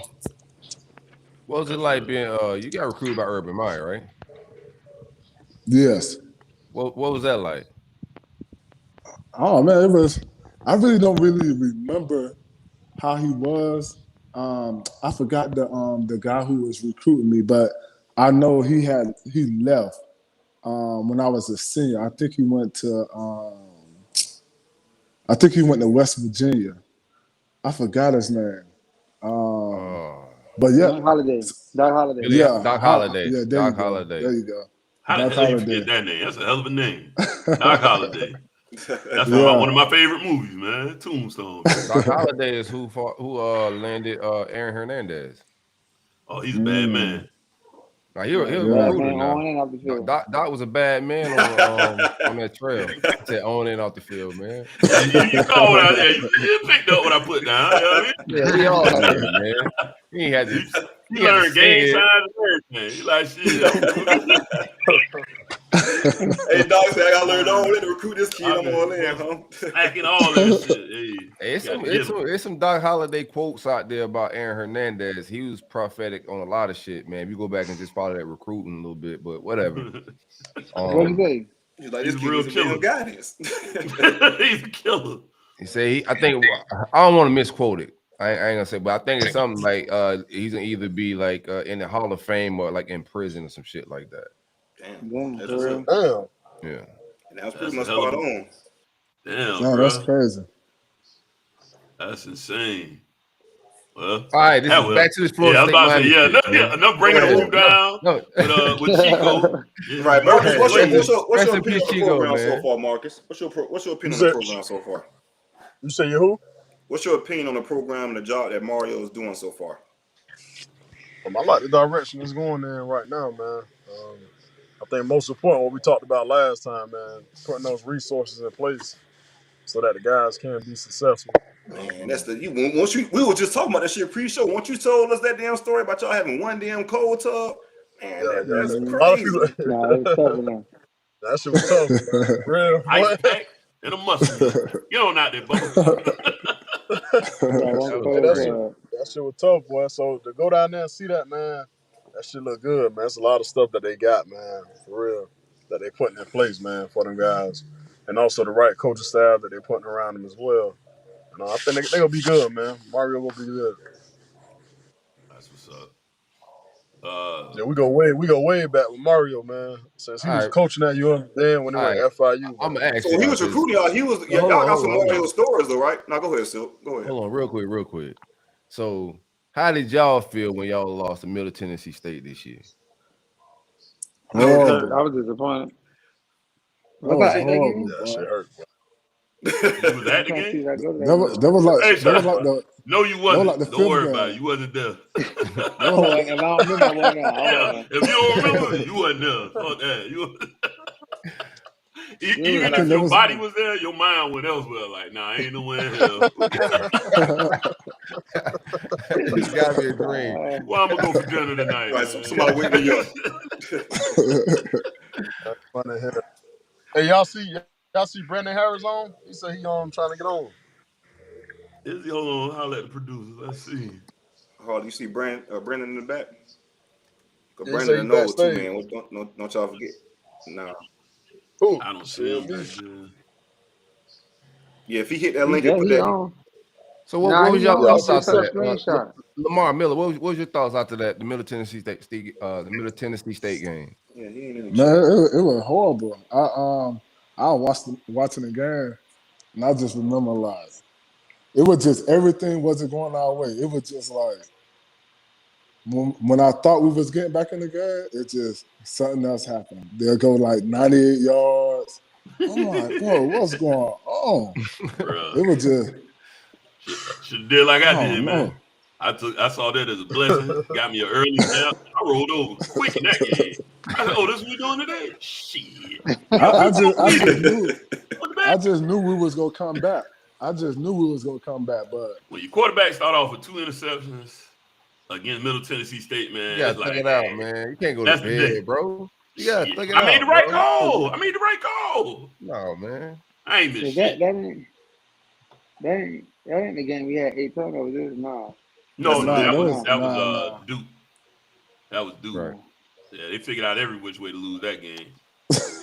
They creative with the losses. I will give them that. That's why you got to sweep some of this stuff up, man. They figure out every kind of way you can lose a game. They got it. But it's the thing. You figure out Brandon? Hold on. No, keep going. Y'all good. Keep going though. You might have too many people in the chat. I think we gotta give it some time. We're going through some growing pains. When Saban took over Bama, I think his first year they went like 5-7 or something like that, right? Something like that, yes, sir. And then the rest was history. So, I mean, you gotta roll with the punches. And I know Mario was at FIU, if I'm not mistaken, when you guys were there. So I'm pretty sure he tried to recruit y'all and said some words to you. Because hell, he pulled off a stunner when he grabbed T.Y. from down there, right? Because I think T.Y. was headed to Florida at one point in time, if I'm not mistaken. He was entertaining Florida. So yeah, let's talk about Mario as a recruiter in what you guys experienced. Excuse me, back then when you guys were a recruit. I know. Me personally, I wasn't entertaining FIU. So. Yeah, I know y'all definitely wasn't entertaining FIU. What say, Lamar? Mario? Never heard of him. Get off my phone. Yeah, I wasn't even entertaining FIU. So I really don't have an experience with him in the recruiting process. So I can't really say much. Y'all boys say, man, I ain't even about to waste my damn time. There's my first offer, but I don't never really remember. I remember the name, but I ain't never talked to him like that. Yeah, he knew better. He got to give you the offer. That's why you're a good recruiter. He from the crib and he at FIU. He know what's up, man. Yeah, you don't waste time. You don't pull up on a girl that you know you ain't gonna get. Hey man, I'm about to go work these 6s and 7s over here, man. That dime ain't looking over here right now. I was just about to say, them boys ain't talking no damn Mario. You ain't talking to me, Mario. No, I was just messing with his one day. I was like, damn, coach, you ain't been recruiting me. That boy like, man, Marcus, man, you know you ain't coming no damn. Yeah, but just let me get that offer shit, for this, just from a wall, just so I can stack it on my wall of offers. Yeah, t-shirts, some shorts, man. Well, you know what? FIU back then couldn't get that kind of shit out. It's probably still they'll be getting a star player t-shirt and shorts. They gave it to a recruit. They probably boys get ain't Marcus have. a medium and shit. Say, Right. make it work, dog. This is all we got. That's all we got left. Well, we keep it What clean. what was Coach Randy's approach to rivalries week? Was he chill, hyped up? What was his vibe? Is there such thing Coach as a Shannon, hype Randy? like I was about to say, he the same man every day. That man like this. Yeah. That man flatline. Yeah. He He the don't get same. hype, man. Ain't no motivational speeches and shit. None of that. Not really. Not that I could think of. Randy, he was just cool, man. Cool, just calm. Same person every day. Only time I think I even seen Randy half smile was when he was singing "Happy Birthday" to Cromartie. That was a half smile. He damn sure he looked happy when he was singing that shit. Randy was like, man, what the hell has recruiting turned into, man? I'm 63 years old, man. I'm singing I have kids. grandchildren. Are you fucking kidding me? What is Hey, this? bro, he man? probably was like, what the hell has recruiting turned to? What is this, bro? That's funny funny as hell. Y'all got me singing to this boy. He ain't coming here. I recruited some killers. Y'all got me here singing to kids. Like, what is this, man? Yeah, that recruiting shit crazy now, man. It is. Man, listen, different. That shit's crazy, man. A whole different ball game, man. It's crazy, man. Crazy what social media have. That's social media impacted that as well, man. Oh yeah, without a doubt. And now you got the money on the front line now too. So now I wish we could have got us some of that shit, boy. God, Well, you see it, boy. You'd have got something crazy. You like, Oh, y'all got crazy back then.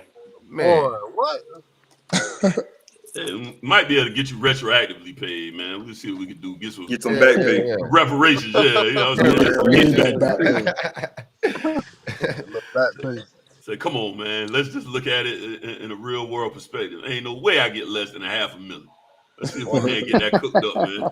For real, boy. I might start that up myself, man. Collective back pay. Get our old Canes they bread, man. They should have got some money back then too. Man. Yeah, and y'all boys don't have one cold tub. Y'all owe some compensation. For real. It was rough. No turnover chain. Y'all ain't get to enjoy none of the bling. No training table, no nothing. No, nothing. Right. The game. How y'all feel about this? How y'all feel about this matchup Saturday, man? I mean, I feel good about it. It's Florida State. I'm always gonna feel good about Florida State matchup. Expecting a close one? Yeah, definitely gonna be close. I'm expecting an upset. Yeah. They got us down by what, 9.5, 10 points, something like 7.5, 7.5. How do you get? A little bit? Tell me how you seen y'all play this year. Tell me how you get to that upset. Same way they upset us last year. You see how they played last year, right? Y'all ain't got no Jermaine Johnson. Nah, we don't got no Jermaine Johnson on. Yeah. But they won. Florida State was horrible last year. God awful. That's the truth. Yeah. That was my most you never upset know in loss. these games. Yeah. No, you never know. All right, then give us y'all score prediction, fellas. What y'all got? I got us winning. It'll be like 21-17, something like that. What y'all doing Sunday? Right. We're gonna try to pull up on Sunday and talk about it. We got a show called No Cap, man. You know Sunday I'll be somewhere drunk, man. That's the perfect time to tell the truth. Right. I think it'll be high scoring though. What you got? Something crazy like 30, 38, 30, somewhere up there, 26, 31, something like that. Okay. Yeah. All right. Canes all day. It's our house. And both y'all got the nose winning, right? Just so we clear. We got the crib. No. Both y'all got the FSU winning, right? Never. Who winning? you on Sunday. You said FSU winning? Hell no. What you got, Morris? Give us your score prediction. I think it'll be a high scoring game. How y'all gonna get all them points? You think y'all finna just go down the field with Van Dyke playing? What's the word? That's what I'm saying. I don't know who playing. That's why I said 21. Y'all saying a lot of points, man. I don't see Jake going to get a lot of points, so I gotta see. That's what I'm saying. I gave us 21. I'm going 28, 24. We getting guys back. We got 15 back. He getting back in game shape. With Strepo back. Getting them guys back going. They I'm going 28, 24, man. Okay. Hey, you never know what you get with this team, bro. Garcia might go out there and light their ass up. You know what I'm saying? That'd be crazy, man. For real. Yeah. Everybody come to play. Everybody come to play that week, man. That's why you never know that shit, man. And quit sleeping on my defense too. Y'all ain't about to just run up and down the field. That's a fact. No, I do respect I respect your defense, but I think our offense is explosive. I don't think it's gonna be enough because your offense ain't really. They haven't been able to move the ball so far this year. I think that's gonna be the issue. The defense is going to feel too much. That's what I'm saying. Y'all boys ain't scored a touchdown last game, man. What are you talking about? That's what I'm saying. I think the defense is gonna be on the field too much. That's what it's gonna be hurtful at. I'm being That's last optimistic week. right now. Yeah, that's last week. He's This over Florida that State. Yeah. Virginia does that to everybody. You know what I mean? Tough defense. That's what they do, man. You know what I'm saying? Who y'all played last week? Who Florida State played last week? Y'all had a bye. Georgia Tech. No, they played Georgia Tech. They beat Break Georgia Tech. What the score was? 41-16, something slight. Georgia Tech's a horrible football team, man. They really bad. Yeah. So they're bad. They're bad. We did what's supposed to. I wasn't too high for that game. One too low. They was supposed to do beat a bad football team. Right. Yeah. Anyway. Y'all going to the game?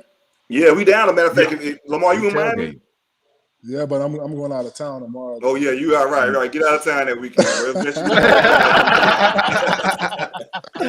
around that. But no, I told Sean, man, like if y'all in town, we pull up to the tailgate, man. We throwing the tailgate that week on Saturday, starting at 2:00, right, Silk? Yeah, 2:00. Our boys ain't grilling. Y'all ain't gonna grill no shit. Oh, we got some food out there, baby, for sure. We got food. We are not grilling. Oh hell no! You remember y'all set people on fire down there. Gator. We ain't putting the Jesus sandals on, cuz we ain't doing all that. We got somebody. We got some Henny though.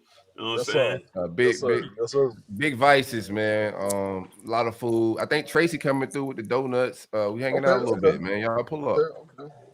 We go. Lamar, you gonna handle business, bro. It's all good. Yeah. You're still trying to play about 3 more years. I feel Lamar. Right. Yeah, but definitely, fellas, it's been good kicking with y'all boys, man. If y'all free Sunday morning, man, we can pull up and come talk to us about the game. Talk about what y'all thought about it. Yeah. All right, that sounds good. Especially if that done, we coming on talking that shit. Y'all crazy, baby. But yeah, just use that same link, fellas, and put you'll be able to join, man, and come talk about the game. Anytime, bro. All right. Appreciate it. All right, man. Y'all boys have a good one, man. All right, man. Love. All right, y'all too. Love, man. Ain't nobody doing it like the roll up. At all. Hey, hit that like button. You know, text your mom and them. Let them know. Roll up, kicking that shit, man. Tanya, with a super chat. She gave me reimbursement on gas money. Yeah, but I appreciate that, Tanya. This makes it funny though because Tanya said a little reimbursement on the gas money for Silk, and she gave him $4. That's 1 gallon. 1 gallon. I like that one.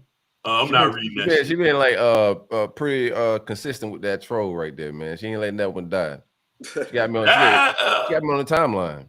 I said my dog done drove up there. And remember we talked about it ahead of time. Bro, I'm gonna drive to more places. I got some more decisions to drive. I ain't talking about that. No. Remember what we talked about though? We talked about Harlem. I was like, yo, if you don't pick this time, Harlem might be the bad luck charm. Got his ass on. And I said, when I heard he picked, Harlem was snapping, bro. Harlem was snapping. Like, what the fuck going on? He said it, bro. Like, go to that game. I let it slide. CJ, I was like, yeah, man. Yeah. You gotta let that one slide. You gotta let that one slide for sure. Man, you assured me they were not in this at all. Bam, I can understand. Man, nobody ain't know shit. That was wild, man. I talked about it on No Cap, bro. But, just talking about how the commitment went down. You said it was a couple of takes, and the reporters like, nah, what's next? Nah, right, yeah. Everybody was kind of sitting there waiting for like the next troll move. Like, you know, they usually pick up one hat, then go to the other one, but he just kept it on and said, nah, that's it. And that was just it. Very unceremonious. Yeah, for sure. I don't know if y'all saw it on the live, but that's pretty much how it went down where I was at. But it was 2 takes. So after the first take, I thought on the second take, when they said, all right, we got to do another take, I was thinking in my mind, okay, he going to do the troll this time. and it wasn't a troll. That shit was, shocking. But that's what recruiting is now. It's business, bro. It ain't like the crystal ball, all that prediction shit. All those teams had a relationship, but like he said, he told Miami coaches like 3 days before his recruitment. He said, before his decision, before his decision, he had already told that staff. So stuff like that goes down to the wire, man. Shout out to the kid. If he made a business decision, that's what this shit is now, bro.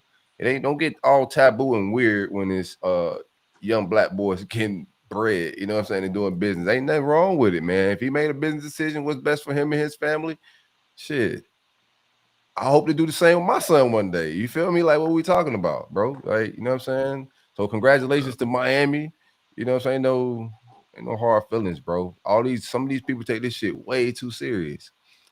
People that like attach their like happiness to the decision of a 17-year-old kid, bro. Like get a grip on life, bro. It's not that serious, man. We just had Greg Reid on here earlier, and I told you how people went crazy back then. Now look, hindsight looking back, bro, was it that serious? No, it was Greg Reid, bro. Like, think about it. Was it that serious? Going nuts on the message board, cussing people out, like, bro. You're gonna miss on recruits. It happens this week or this month. It's gonna happen again in the future. It's not that damn serious, man. Congratulations to the kid. I hope it all works out in Miami, man. You gotta go play in front of 250 people. That's right, baby. That's right. I'm gonna be one of them too. 251, baby. Count me in. 2 times a year. That's it. Who, me? Yeah, just 2. You ain't gonna be down there.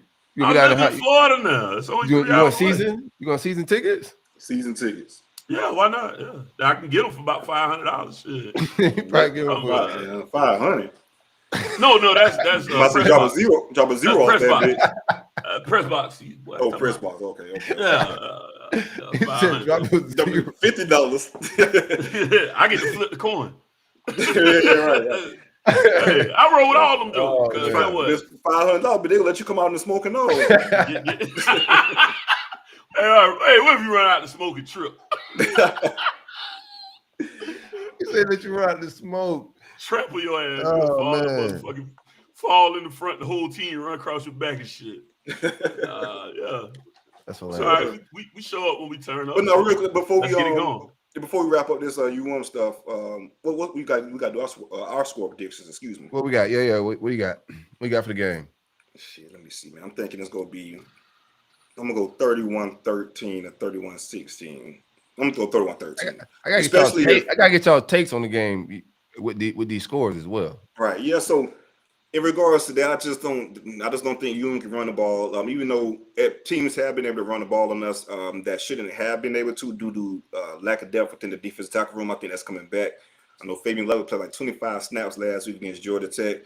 So the more games he get, in regards to game shape like that. Bro, we done heard your offensive line. You need to give your offensive guards the F like my boy did from DT.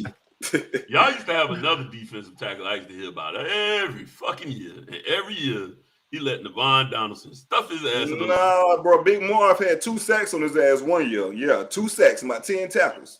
Nah. And I know that for a fact. It was the Willie first year down, and when we was up, whatever, and Willie blew that lead. He dominated y'all that game. I could pull it up. I promise you. You lost 3 in a row, right? I haven't seen CJ miss on stats yet. Oh, yeah, he's stat man. I don't never go against stat man. But I just don't think y'all can run the ball. My man can't keep up with all that shit no more. Did your boy play last week? Did Rooster didn't play last week, did he? He was a healthy scratch. He kept dropping the football, so they told him to sit your ass down. So, he's I'm a transfer. All right, motherfucker, bye. Shit. Like you said, it's a business. Hell, what we losing? 1 turnover a game? God, if you can't control the football, I mean, come on. Just from a tape standpoint, I feel like offensively we go position by position. I feel like we have the better quarterback. I feel like our running backs are better. I think our receivers are better. Tight end, you guys have the edge at tight end. I give us the edge at offensive line. Looking at the defense, I think our defensive ends are better. I give you guys the edge at defensive tackle. Mesdor plays D tackle, right? We flip him in and out. Okay, well, him and Taylor within the interior, I think I'll give you guys the edge there. Linebackers, I like us. Secondary, I think I like us in the secondary too, aside from probably from a couple players. But yeah, I just don't think you guys can run the football. I'm not really sold on the receivers. We'll see what Espresso does when he comes back. He's probably the best receiver. But then the quarterback situation is what's going to blow me. Now, if TVD plays, it's a chance that the offense can move the ball. He has found some life within the last couple of games he played. But if you guys trot Garcia out there, I think it'll pretty much be a repeat of last week what we did against Georgia Tech in regards to just a dominating defensive effort. I just don't see Garcia. With all the offensive struggles that you guys having as it is, play calling, including Garcia as a quarterback, just being real, I just don't see it. I just don't see it happening with him at quarterback. What we hearing with Van Dyke? Mario, baby. Yeah, he might play. Shit. You know what I'm saying? Like it's a Mysterio shit. I don't believe he's playing. He says he's improving. He dressed last week. I think it's a game of smoke and mirrors. Make them prep for some shit. Right. Yeah, kind of, throw them off their game a little bit so they don't know who they got to necessarily prepare for. If I'm Florida State, I'm just going to prepare for Garcia. I don't think. But this is the thing, too. We don't know what happened. All we know is the upper extremity. I have no idea what's wrong with him. So, who knows? He might be ready to play. That's the game he's playing. So, even with TBD, I still think the game would be close. I just think, he's going to give us a better opportunity to move the ball downfield.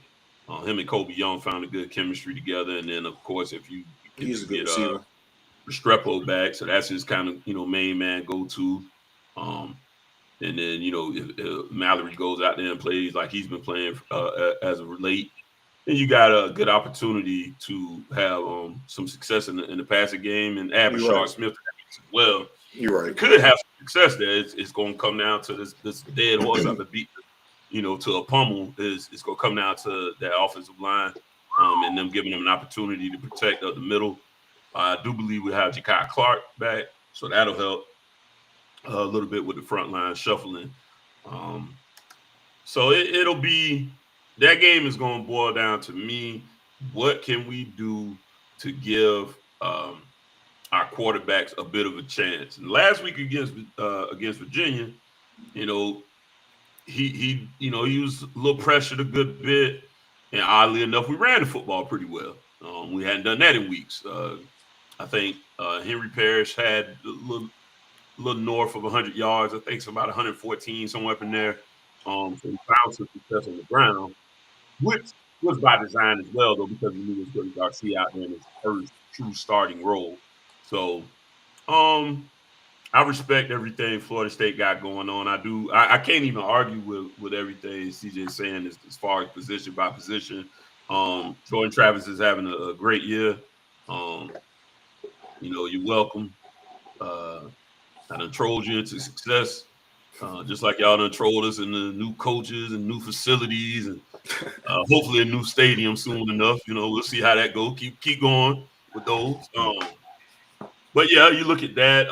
Wide receivers, I don't necessarily think you're better. I think you may be better. The Wilson kid is special, but our wide receivers, like I said, it was talks, but it hadn't shown up on the field. These guys have been playing good ball. I can't look at the wide receiver. Sure, there's not that truly except Young, who's a late bloomer now. Maybe not have that game changer per se outside of Young, and it's still premature to talk about him in that way. I got the same problem we got. They're not terrible, but they also not no difference makers. Like I said, right? It's outside of Young, but I'm trepidatious because this has been new. This has been a new thing. Right. But he's week by week he's playing pretty well. Last week not as much, but he still was the best guy at the receiver position. But some of that probably has to do with Jake as well and the old line. But yeah, comparison to comparison, I don't really disagree very much there. But I think just it being that rivalry game, maybe somebody finds some guts this week. You know what I mean? Drop the nuts and just play a better game than we've been playing. Guts and drop their nuts, boy. Yeah. What you got going on, man? Sometimes that's how you got to do. Oh yeah, I'm good. All right, bro. I'm fired up for the game. I don't need no motivation. You started to just drop a hot fire like Dollar, man. But yeah, I think it's gonna be I think it might be one of these because last year I kid you not, I was shocked we lost that game. I really was. So I think we're gonna.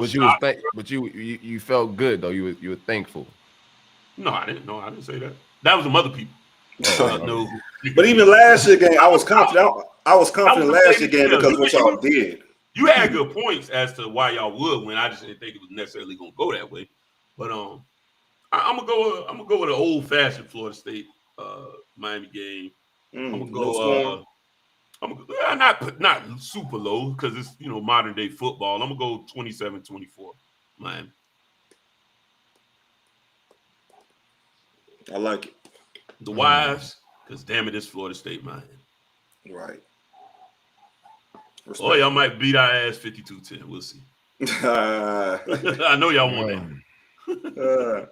Come on, y'all want 53-10 just to have the record. Right, just to have some bread. That's a bad fucking loss. I can't even count. Give me 30. Give me 31-20. Florida State. Respectable. I think it's fairly close, and then because Florida State always stall offensively at some point. They struggle with that middle eight, so they'll stall and let Miami hang around a little bit, and Miami will capitalize. It's a rivalry, you know what I'm saying? So keep it close, but I think Florida State pulls away and wins by 2 possessions. 31-20. I can live with it. Sounds good.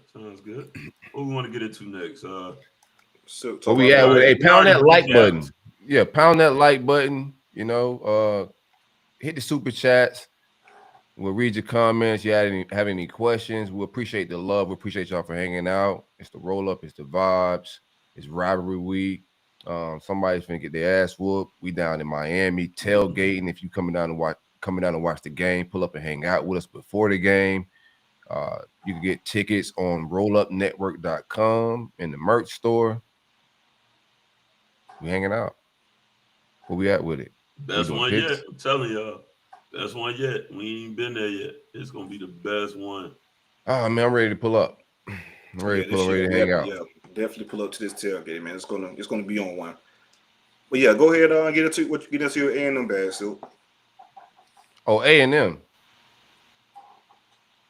That's a tough crowd, man. I reached out to several people, man. Yeah, them motherfuckers. Cannot find a writer. Be honest with you, man. Be honest with y'all, man. Before you even get going, man. Fuck Texas A&M, man. Y'all real arrogant for nothing. For absolutely nothing. Y'all can't rock out with the roll up. You ain't too good for us. Bum ass team with a bum ass coach. For now. All right. This game is a tricky game, bro. I think it's a must win. Let me be real with you. Where we at with it, the vibes around the program. I think it's going to be very important that we come in and play a sound football game and get a W. You know what I'm saying? It's not the end all be all. They're going to fire them, no shit, but they could use some positive news right now, bro. Offensively, the Aggies coming in this game averaging 22.6 points a game. 23.9 passing yards a game. The offense hasn't been. We seen them guys play Miami. The offense they trying to find themselves a little bit. He just switched the quarterback. Again. Yeah. You know how Jimbo do it, baby. He switched back to the original guy. He's with the freshman. Okay. What's his name? Connor. I forgot his name because we ended up Connor Wagman or whatever his name is the quarterback now, the freshman, 5-star guy. Now he's talented. Don't get me wrong. Like he was highly regarded in the recruiting world, so he could play. Jimbo can get the 5-star, so he got a guy that could throw it around a little bit. But he's with a new quarterback right now, the young boy. So they still trying to figure things out, and they also got some talent with my man Evan Stewart at wide receiver. So they got some playmakers, man. Some guys and my secondary barbecue chicken. So I'm not excited. You know what I'm saying? I'm just my vibe going into this game is just just see what the hell gonna come out there because I get a different football team every week. You feel me? So I'm not hyped. I don't know if we're gonna win this game, lose this game. I have no idea. That they're weird team in a weird matchup. I watched the game versus y'all again. That was a nasty game. It was a filthy, nasty game of just bad offense on both sides. So, like, I don't know. I don't have no feel for it. But bad offenses in the past have woke up versus my defense. So I don't know what to expect out of this football game, bro. I'm gonna be real with you. On paper, I think we should win. We have a more mature quarterback. A guy that can make some things happen with his legs. We're going to need that to happen on the road, but he don't really scramble and do his thing like that, but that's what we need on the road. Hopefully our run game, because they struggle stopping the run. Texas A&M have had a lot of issues defensively with stopping the run. I think they're giving up 206 a game on the ground. So I think we'll be able to lay on them a little bit, control the ball, keep my defense off the field. That's what I'm thinking. But like I said, I don't know, man. You go on the road, it's just hit or miss with this football team. I don't know how accurate he's gonna be. I don't know how full that stadium gonna be. I don't know how balled in Aggie Land is. I know Jimbo, they trying to get his ass fired. They looking for like just calls or something. I know they want him out of it, they just don't want to pay. So it's weird in Aggie Land. I don't know if it's gonna be a packed house in College Station. I wish I had a writer to kind of fill us in on them type of vibes, but we don't. What's y'all opinion on the game? It's hard to say. I'm pretty much the same boat as you, bro. Like weird, bro. It's weird. Yeah. It's weird. It's a weird matchup. Weird times right now, and we're in a new regime, and they trying to get him out, but both teams trying to find themselves a little bit. Well, they ain't got no business searching at this point. Yeah, they don't. That's the thing. They don't have anything trying to find themselves at all, which is they are who they are. You still look around the roster. They're young, regardless of his tenure, right? Mm-hmm. He's a guy that's been there a little bit, so everybody expect no Jimbo's in such and such year, whatever that year is. But he has a young team right now. Like they shouldn't be young though. That's the crazy part about it because they recruit. I know we talk about the number one class last year, but they recruit. They've been recruiting at the high level. Yeah, they've been recruiting at the high level since he's gotten there. I mean, we twinning right now, so it's just like, who are you? That's how it's so hard for me to call any game. I don't know who's going to step out on the field. The best Florida team I saw probably was last week. If they can replicate that type of output, then I think you probably beat those guys pretty easily. Right. I think you could go in there and probably take care of them something to the tune of 28-17, 31-17, something like that. Just because, sure, it's a hostile environment. They tend to show up anyways. That's just, it's nothing to my understanding. I haven't been there, but my understanding is like absolutely nothing around that place at all. So Saturday, that's it.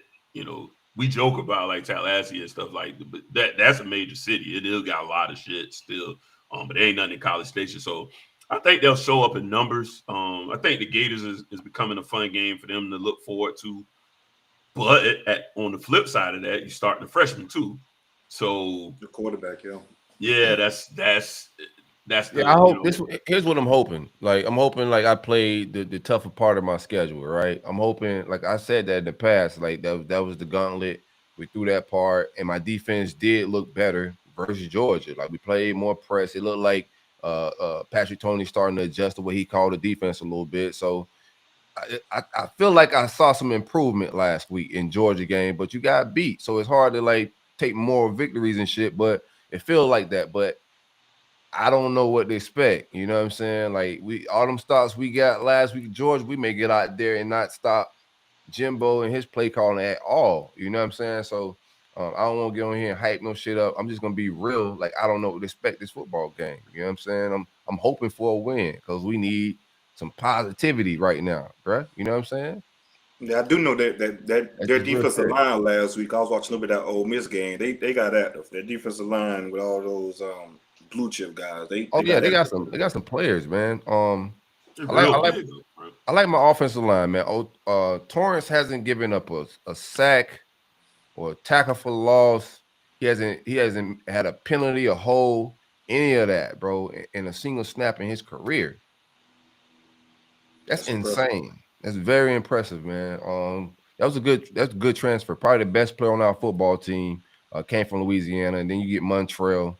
Every transfer that he brought over was very valuable. I wish we would have got the other guys we missed out on. I think they're productive at the schools they're at now.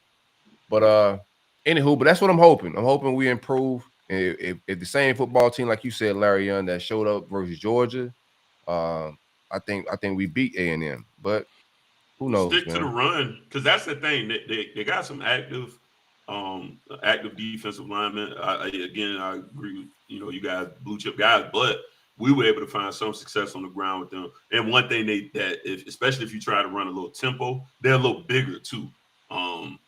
Their guys are all about 3. So they all around that 300-something pound mark all across. So if you could kind of get a little tempo on them, wear them out, keep them on the field, not allow them to rotate in and out. Write it down. I'm gonna get it. You're gonna tell them what? I think you can find some. But no, success. seriously, I saw the same thing against Ole Miss. Ole Miss ran tempo and was doing some drives, and you had the defensive line go down and grab his ankle or whatever, that type of deal, and just to get a breather and get the game to slow down. Right. So I definitely saw that against that defensive line last week. I mean, despite their record, they got 3 wins, but they losing to some close ones to some good teams, man. So it's not like we walking in here and playing a bunch of bums. No. They got some talented guys, and I hope we don't get them the opportunity to start figuring shit out. I hope we jump on this football team early. Like, this is a team trying to figure itself out. We don't want to give them opportunity kind of like fumble around and then find some success. I think we need to get early turnovers, be aggressive with the defensive play calling, a lot of press, blitz, but get on that freshman ass. Don't let him just sit back there and be decisive.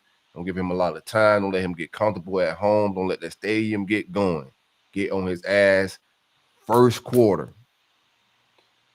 And I think that's the key to the game right there. I think, offense to find itself and to do what it got to do. But I need the defense, bro, to get that freshman, you know what I'm saying, rattled early. It'll be interesting. What time y'all play them? Noon, man. 3:30. Nooner? I think it's noon. I hope it's noon. Oof. I got shit to do. That's early as shit, boy. Y'all got to go out there. No, that's perfect. Well, yeah, at this point, I don't need no primetime games, bro. Y'all can have all them, bro. But right now, noon, boy. I get the heart eyes emoji shit, bro, about the noon games, bro. I want all that shit at this point, man. Yeah, it's a noon game. I still sleep at noon. But see, for them, that'd be like 10 a.m., right? 11. Yeah, it's still early. Yeah. Well, and that's another thing too. I like noon games on the road. I hate noon games at home because I feel like my team ain't woke up, bro, like a little bit. But on the road, it feels like a little bit more business like. So I do like noon games on the road, but not at home. Every time I got Vandy on a noon on a random year, I'd be like, man, we might get caught sleeping, bro. I'll be always cheering for Vanderbilt that game, bro. I'll be like, get him. Hey, he's fight for a while. That one year when I was a kid and Jay Cutler took us up through there, bro. I was so fucking I remember hot, that, bro. Yeah. That shit ruined my Saturday night as a kid, bro. Cutler was a dog for Vandy. Yeah. But y'all, let me get my score. What you got for the score? What you got? Yeah. I don't know, man. It's tough. I'm gonna go 24-20 and I can't pick you up. 24-20 and I respect it. Along the same lines. I hate y'all now. Thank y'all Uncle Silk for that. So I'm gonna pick A&M. Let me get A&M. I'm in that same vibe, man. 27-21 A&M. Let me see. I bet I won't lie. Let's see. Give me 34-28. Gators. Fireworks. I'll be asleep, so I won't know. Fireworks. Oh yeah, noon. Yeah, you got a different type of schedule. Man, my schedule's different now, but I wake up at 1, 2 in the afternoon, man. I'm gonna be tailgating out there with y'all. Oh, yeah, you right here tomorrow, bro. We'll be kicking it What are you talking about? Oh, yeah, that's right. Yeah, I forgot we started. What are you talking about, bro? Got Right. My bad. I'll be there. Man, you be sleeping on the job. I'll be there. Bloodshot eye. Who chose to start this early? You guys are fucking insane. Nah, it ain't that bad. I could definitely waking up at noon ain't too rough for me no more. I feel like a college kid. What we got left? Picks. Wanna get to the picks? Yeah. Shizzle. Yeah, we ain't got to recap that shit. Y'all saw that bullshit we did. No, we got to recap that shit, man. Let's talk about that shit real quick. Hold on. Rewind. I ain't about to talk about a lot. Go ahead. What you want to talk about? Real quick. We got to at least talk about the Virginia recap real quick, man. Y'all ain't scored a touchdown, dog. You want to talk about it a little bit? No? All right, fuck it. My bad. Nah, I talk about it real quick. Hold on. You just sound a little low to me. Hold on real quick. You know how I like to flip flop. Let me turn the volume up and get into it a little quick. We ended up pulling off the victory. We ain't cover again, did we?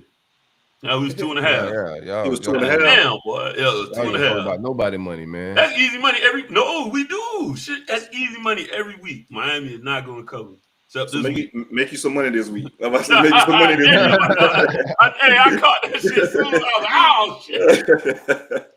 But yeah, we have not covered the spread at all this year, man. I'm gonna put something down, man.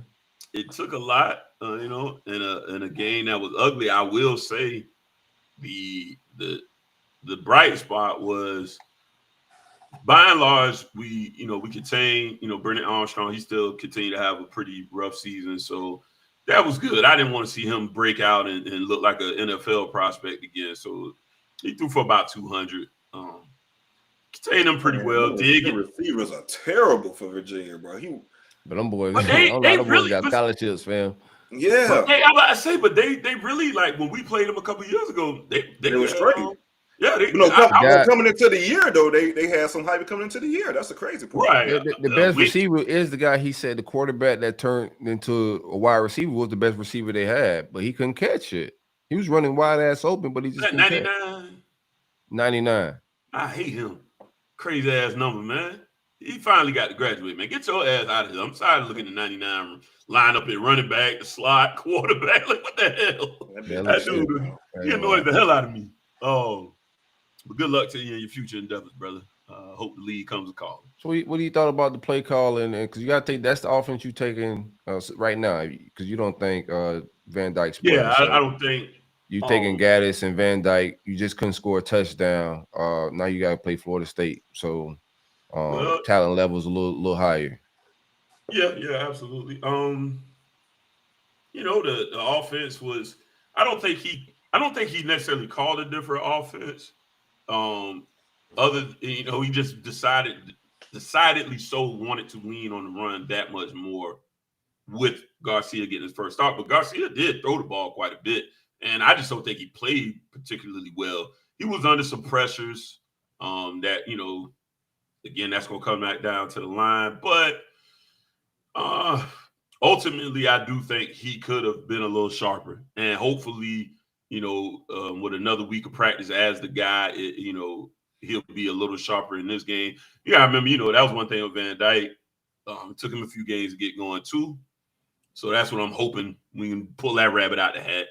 That's a hope, not a guarantee or a prediction. Right. But I will say they were able to get a few couple of like chunk yards that set them up in some pretty good field position. And the defense was, man, Leonard Taylor, man. Yeah, Leonard Taylor against the bro. For sure. Yeah. Leonard something else. And speaking of, he's stepping his game up more and more. There was a quick little quote where basically he said he sat down with Mario and his mom, and basically Mario told him, man, look, sky's the limit, but you got to tighten up a little bit.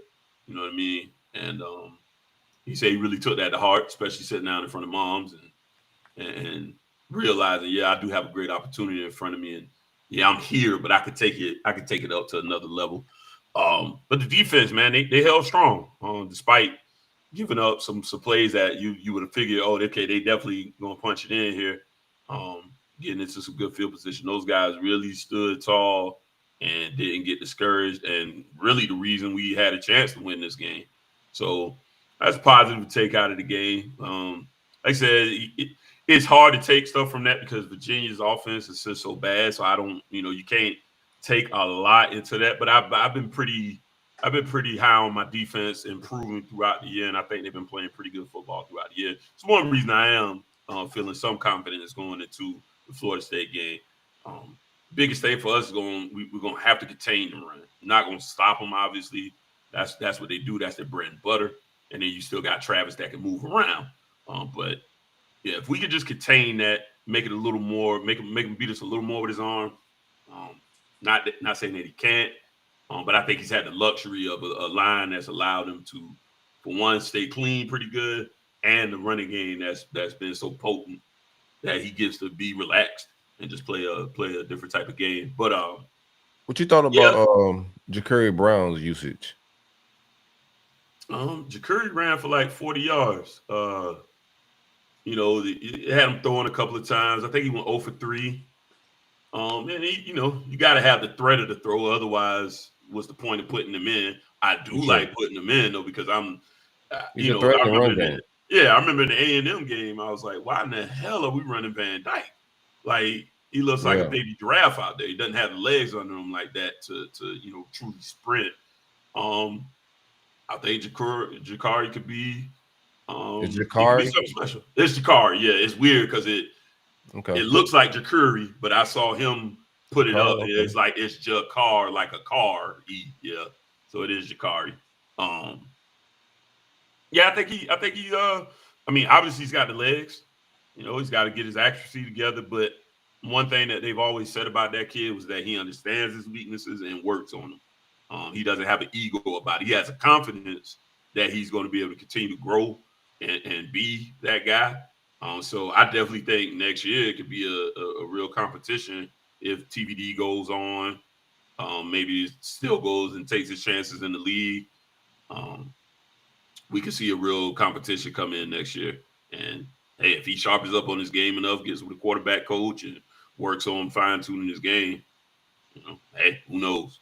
The last staff was high on him, and this staff continues to be high on him. And I like him. I like his attitude. I think he's got a lot of raw skills that, just like I said, just got to fine-tune it, get that accuracy together. And that's just going to come with reps and times. It's hard to get out there in game time action, and you don't get a lot of snaps in practice, and then, try to get, connect on these few throws. But I'm optimistic. I think his future could be bright. But it took a long time to get 14 points. I think y'all got 14 points in the most unique way. Right? I think there's no other way to get it. Yeah, you never would have thought if you didn't know it was, all them overtime. Like, hey, 14 to 12. Like, okay, maybe they only kick field goals and them guys got 2 touchdowns. That was an odd way to get to 14. But ultimately, hey, you never seen that before.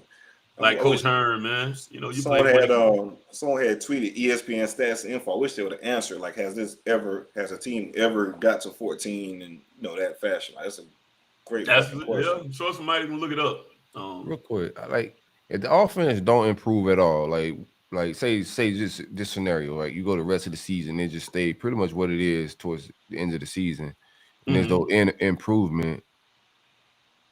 Like, what's your move? It's got to be like something done. Like, I don't think he gets fired or anything like that. But like portal wise, like shift wise, like what's your opinion?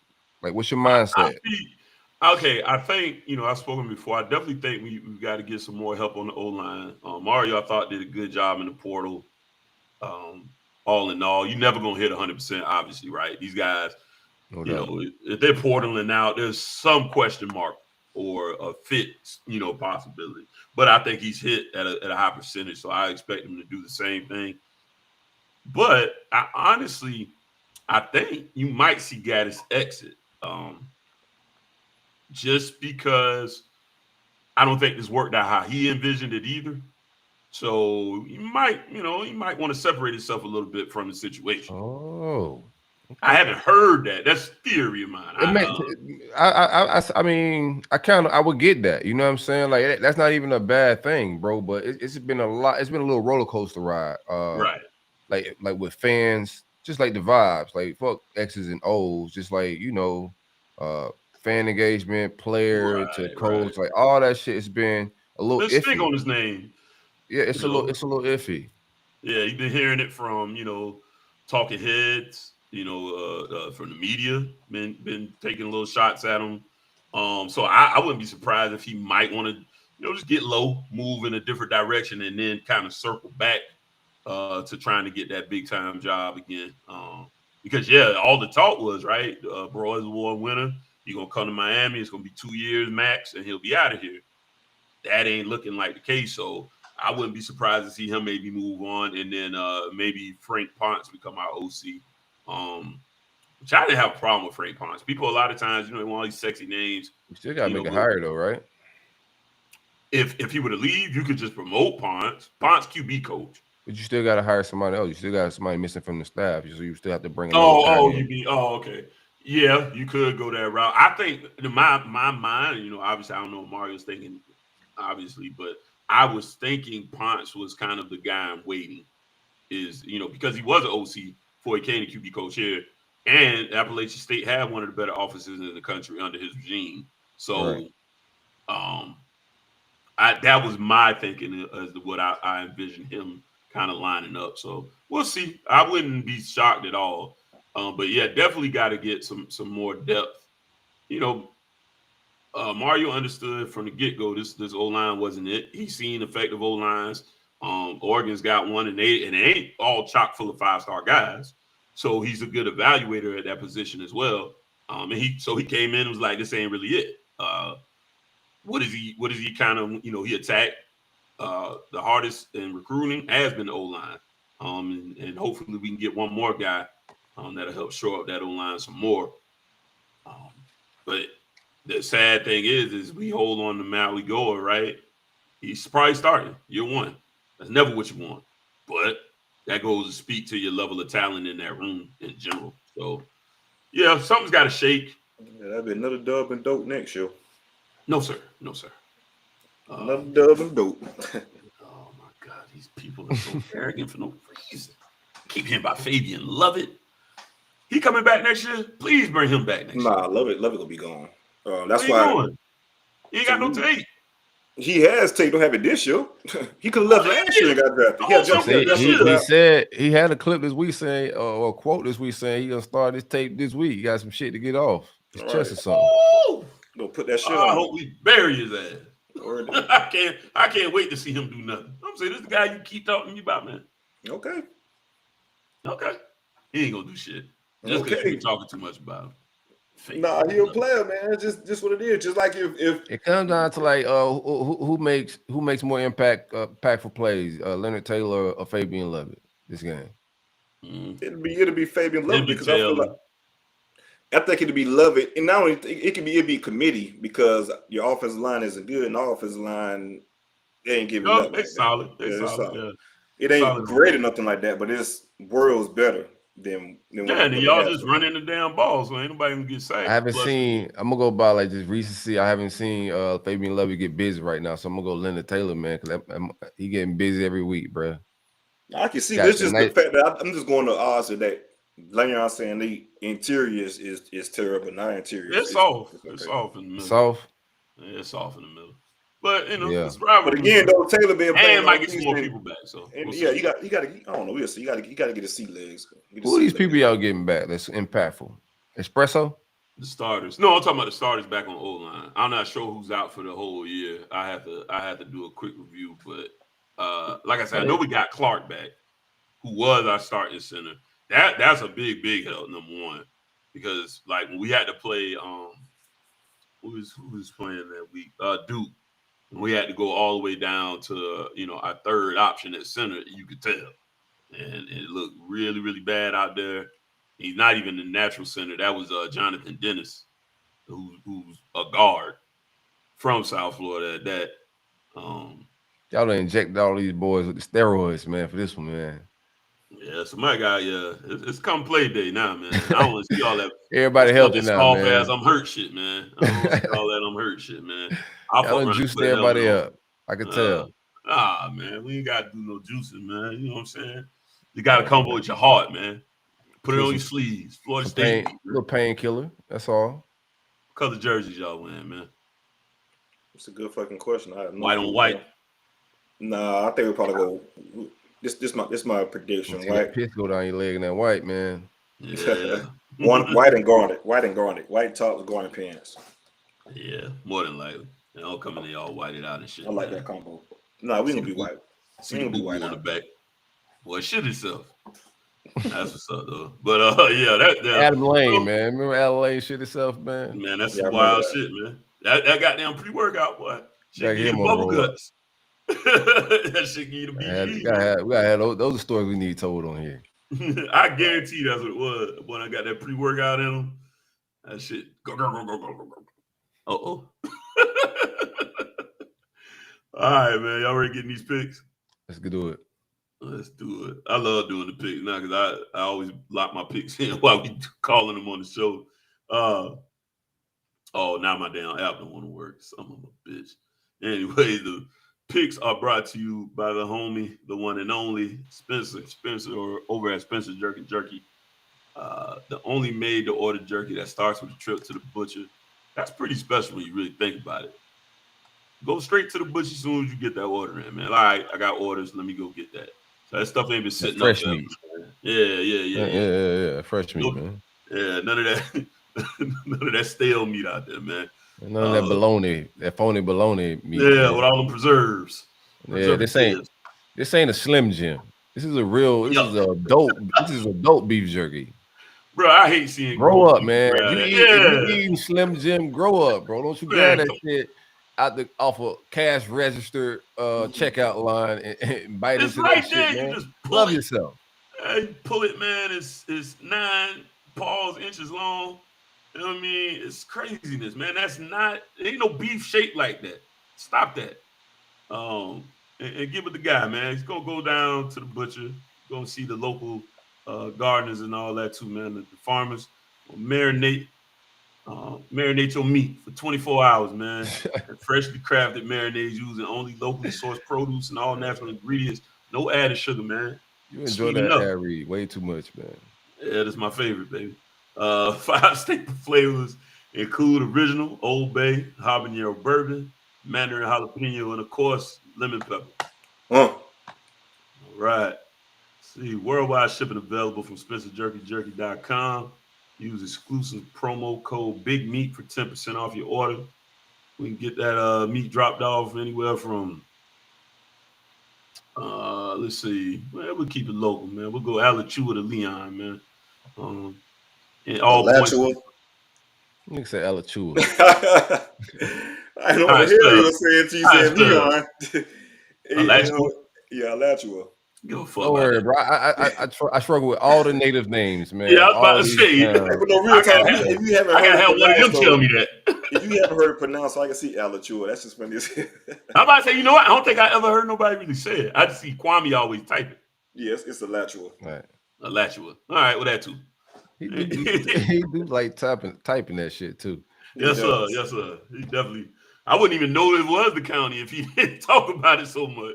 Right. Anyways, all right, let's get into these picks, man. Big fan of that guy. Let me get my pick in, man. I'm gonna be right back. Let me get my pick in. Y'all know I got Florida covering, man. Oh, you didn't give your score, did you? Yeah, I gave a score, didn't I? Yeah, I'm sorry, you did. My bad. All right. Yeah, if I gotta say it again, CJ, I'm a lie. So you know what I'm saying? Right, I feel you. Yeah, I got still full of shit. You gave 2 different scores. I got A&M. I think I said 24-20. I got A&M. What the fuck? You had 27 and 21, didn't you? Dumbass app. Yeah. So sorry guys. I was trying to open the app, but it'd be acting up. I did take Texas A&M at home to cover. They are favored by 3.5. At home against Florida. All right. Next on the lineup, we have number 20 Wake Forest. They're coming off of loss, right? Yeah, they lost to Louisville. Yeah. Gave Louisville all the confidence in the world, man. Number 20, Wake Forest are on the road. They are favored by 4.5. NC State is number 21 in the country. They'll be at home. This is it's another rivalry game. Give me Wake. Got Wake covering? Oh yeah, with O'Leary being out, I don't like it at all for NC State. Now, the only reason I was thinking that, because I know you keep calling that man O'Leary, is Leary. Oh shit! What? My bad.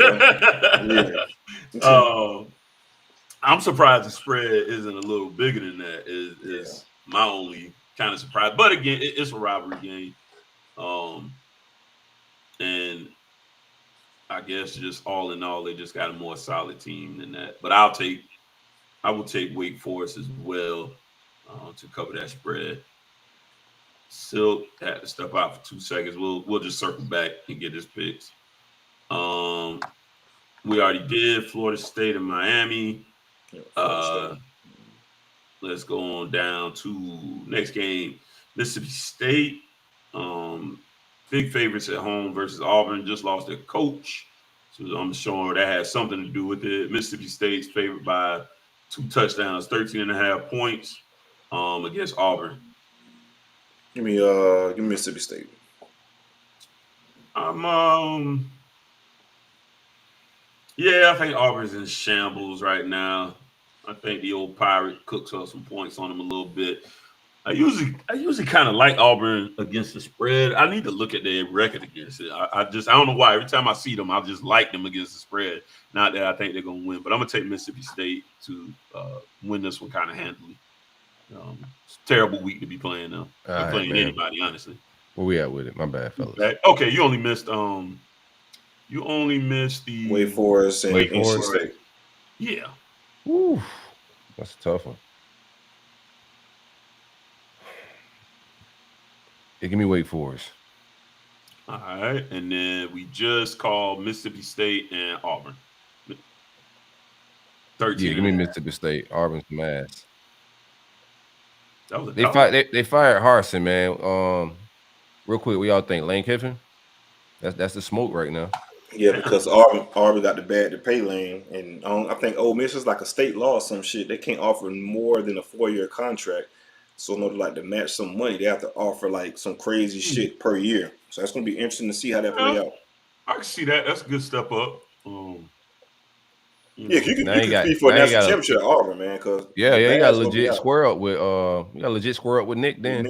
Yeah. Nice little rivalry. I like it. I think that'd be a good move for him. And then these people that keep coach Ole Miss. You lost your mind. You think Ole Miss is finna hide Deion Sanders or any other? I'm gonna be real with you. I don't think any team in the SEC will hire Deion.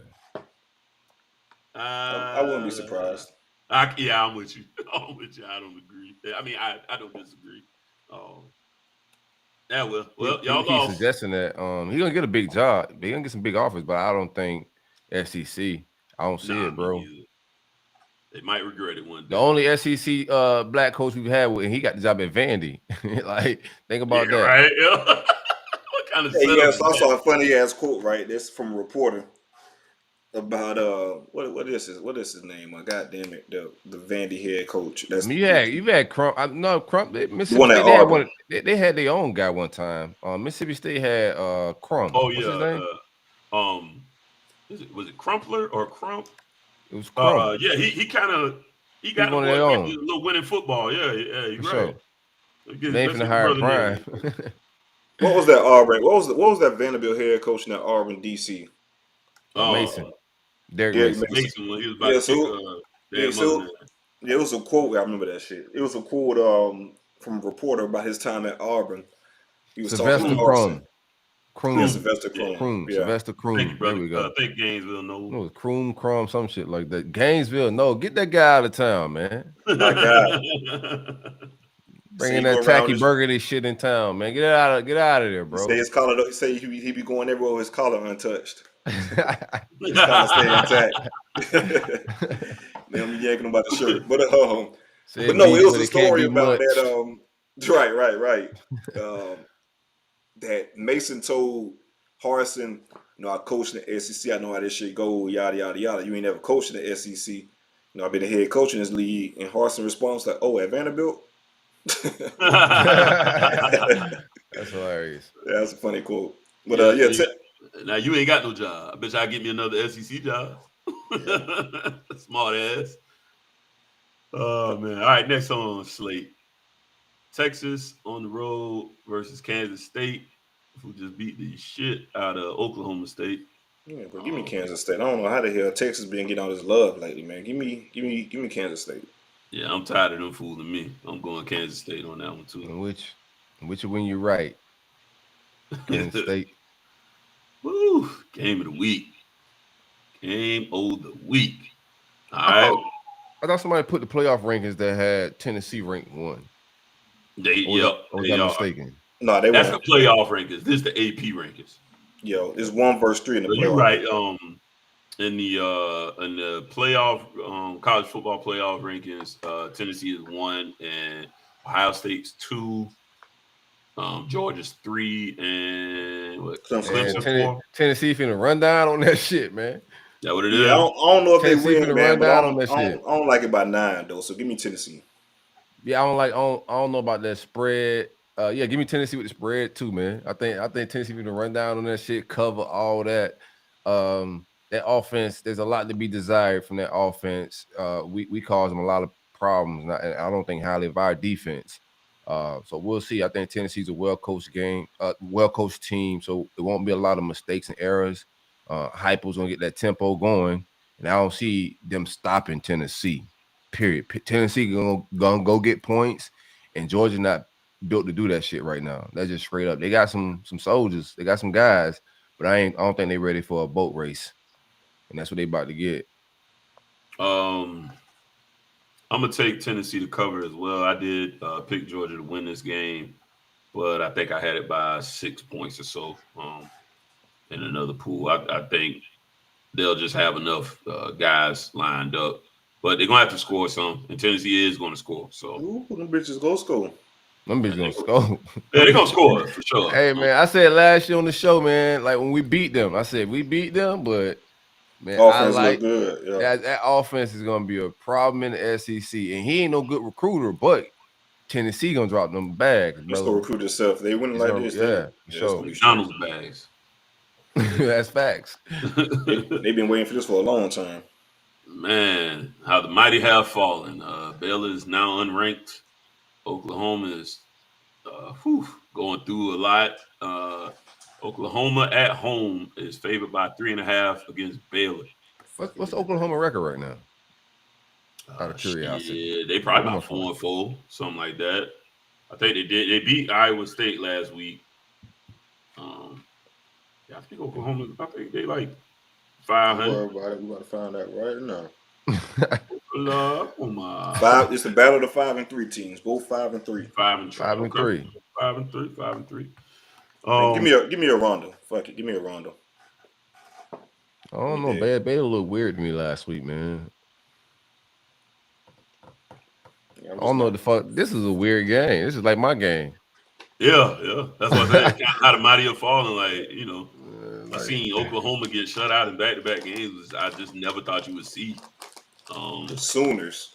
And they got crazy points hung up on them too. With a defensive-minded coach, got crazy points hung up on them.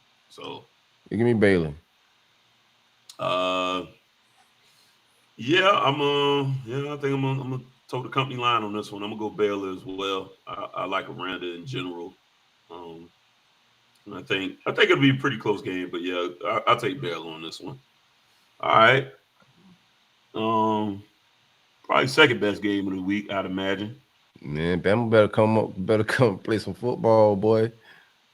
I'm gonna go Bama. We got number 6, Bama on the road, favored by 2 touchdowns, 13.5 points against LSU, number 15, at home. And I think we already looked at numbers. Bro, LSU is number 10 in the playoff rankings. In the playoff rankings, yeah. That's it. They playing good football right now, bro. They are. We already looked this up, right? Into the late game? Yeah. It's the night game along with us. Oh man, nighttime. That's interesting. Give me Bama though. Give me LSU, man. Yeah, give me LSU, man. I think I like how the quarterback play has improved with LSU. I think they got a certain confidence going. LSU win, I'll be talking big shit. Tia got to pull up, man. Let's see if she make it rain on a day like that. Top donor. Yeah, top donor Tia. Yeah. I don't even necessarily know if I got LSU winning, but I don't think Bama wins by 14. But it'll be fun. That's one of the places I definitely want to make it to and catch a night game is for sure LSU. That's one of my bucket list stadiums. All It right. used to be Clemson, but once Dabo started running downhill, I was like, this is great. Red Rock. It's a weird all vibe. right. Kentucky coming off they got a little trounce too, didn't they? They on the road against Missouri, favored by just 1.5 points. So basically a toss-up Tennessee, game. But give me Kentucky.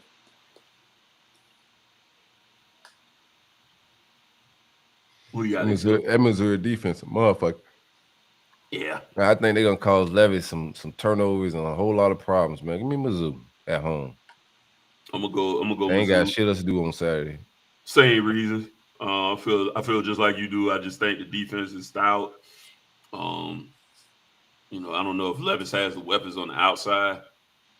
They can run pretty decent, but I think that gets jammed up, and Missouri wins this one. Probably maybe a little tight, ugly game, but I'll take Missouri. And man, I miss Tyrone Hopper, bro. Final game, we got number 5 Clemson by 4.5. They are at home or away? You took it down right before I could see it. I think they're at home, right? Away. They're away. Okay, they're on the road at Notre Dame. This is a good one. Okay, they're on the road at Notre Dame, favored by 4.5 points. That's good. What time this one at? Good question. I'm about to find out. I like Notre Dame here, man. I like Clemson. It's a night game, 7:30. Okay. Notre Dame turned their season around as well. Yeah. Al Golden heard me talking shit. Yeah, they 5-3 right now. Bounce back pretty good. Clemson been that team that I just vowed to put my doubts aside because I do this kind of every year with them. And even though they aren't quite the powerhouse that I've been accustomed to, they still just find ways to win. Sometimes it's ugly. And Clemson got the most ranked wins thus far in the country as well, man. Right? Yeah. It looks different, but the results are the same. So give me Clemson. I got them covering that on the road. And wasn't that the game DJ had? Marcus Freeman finna run down on that shit, man. What's up? That was a DJ. That was his coming out game. Yeah, Oogaloo. Man, I you know what's messed up? I can say his name until it's time to do the show. Same, man. It's the bright lights, man. Yeah, I don't know. Bright lights. Yeah, DJU, bro. A couple thousand people is ready for you to just say some crazy shit. You know what I'm saying? A lot of pressure. Captain Jike, super chat. Up to this point, who got the better QB in the state in y'all opinion? Nonetheless, y'all fellas keep grinding, man. I mean, you gotta give it to Trav. Yeah. Trav. He's done everything I asked him to do. Became a better passer. He's remained healthy this year. Can't take nothing away from the man. I'm actually proud of him. And he flipped them shirts on y'all people. So make sure you guys like this video and subscribe to the channel. Like and subscribe. Like and subscribe. Where we at with it? We out of here? That's it? Yeah, hey, Saturday. Pull up. Man. If you're in South Florida, I don't care if you're a Gator fan. You ain't got nothing to do with this game at all whatsoever, but we hanging out, man. I got bread on the cornhole. Cornhole. Larry Young's gonna man the beer pong shit. That's his shit. Him and my brother, that's their bag. But anybody wants some smoke at the cornhole, come holler at me. We hanging out. Kush is gonna be big. The music is gonna be beautiful. It's gonna be on fire, man. I'm telling you. South Hey, remember Florida, show now, me a good time. we're gonna be in the sun. All right. It's Yeah. gonna be, we got tents, but it's gonna be in the daytime. Pace yourself, man. Have some food and some water. All right. I done seen people falling and throwing up at 4:30, man. Don't do that. Don't be that. Yeah, it's a night game. That's a good one. Night game. Yeah, that's a good one. Pace yourself. Come enjoy yourself. Yeah, for sure. It's pace It's a yourself. marathon, not a sprint. Yeah, come on, somebody. Come on, man. Hey, we're gonna be tapping in too. We're gonna be tapping. I said this earlier in the show. I'm gonna say it again. Subscribe to this channel because we're gonna be tapping in from the tailgate. Pretty much damn near live. We got editors and film crew that's gonna be right there filming us and pushing the content out right while we out there kicking it, man. So, and also if you coming out there, come dress. You know what I'm saying? Because you're gonna be on some visuals and shit. Don't come out there looking crazy. You know what I'm saying? So we hanging out a little bit. Yeah. Shout out Lion and who's the other guy helping us out? My guy Ro Dunk, man. Ro yeah. Dunkley and Lion, our videographers, man. We kicking some shit, man. Trying to provide some different type of engagement for y'all. Prepare for that. Any shout outs? Clarity, man. Y'all got shout outs? Man, shout out to the guests, man. Shout out to them boys for pulling up and hanging out. Already, bro. Yeah, man. It was real good love having them boys on. Just talk about good times and stuff. And lastly, man, shout out to the people who go see Saturday, man. Can't wait to be out there and meet y'all. It's gonna be a good one. I'm trying to tell you, hey, Ben Raw Dice, man, my man linking me up with a lot of my South Florida needs down in Broward and Dade, man, coming through. He pulling up with his family. Hey, I see you tomorrow, bro. Good dude. Great supporter, man. Love. Great supporter. Kwame offered us dinner. Y'all boys putting up dinner Friday night?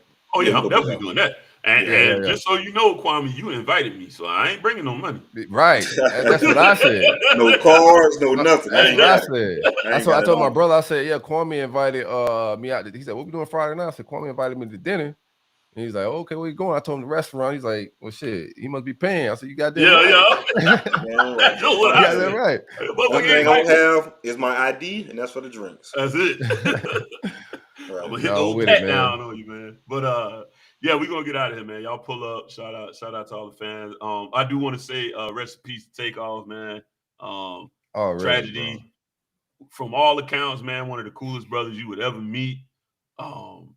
And for him to lose his life tragically like that in violence, be it accidental or not, it just never needs to go that way. So hate to see a young king snatched up like that, man.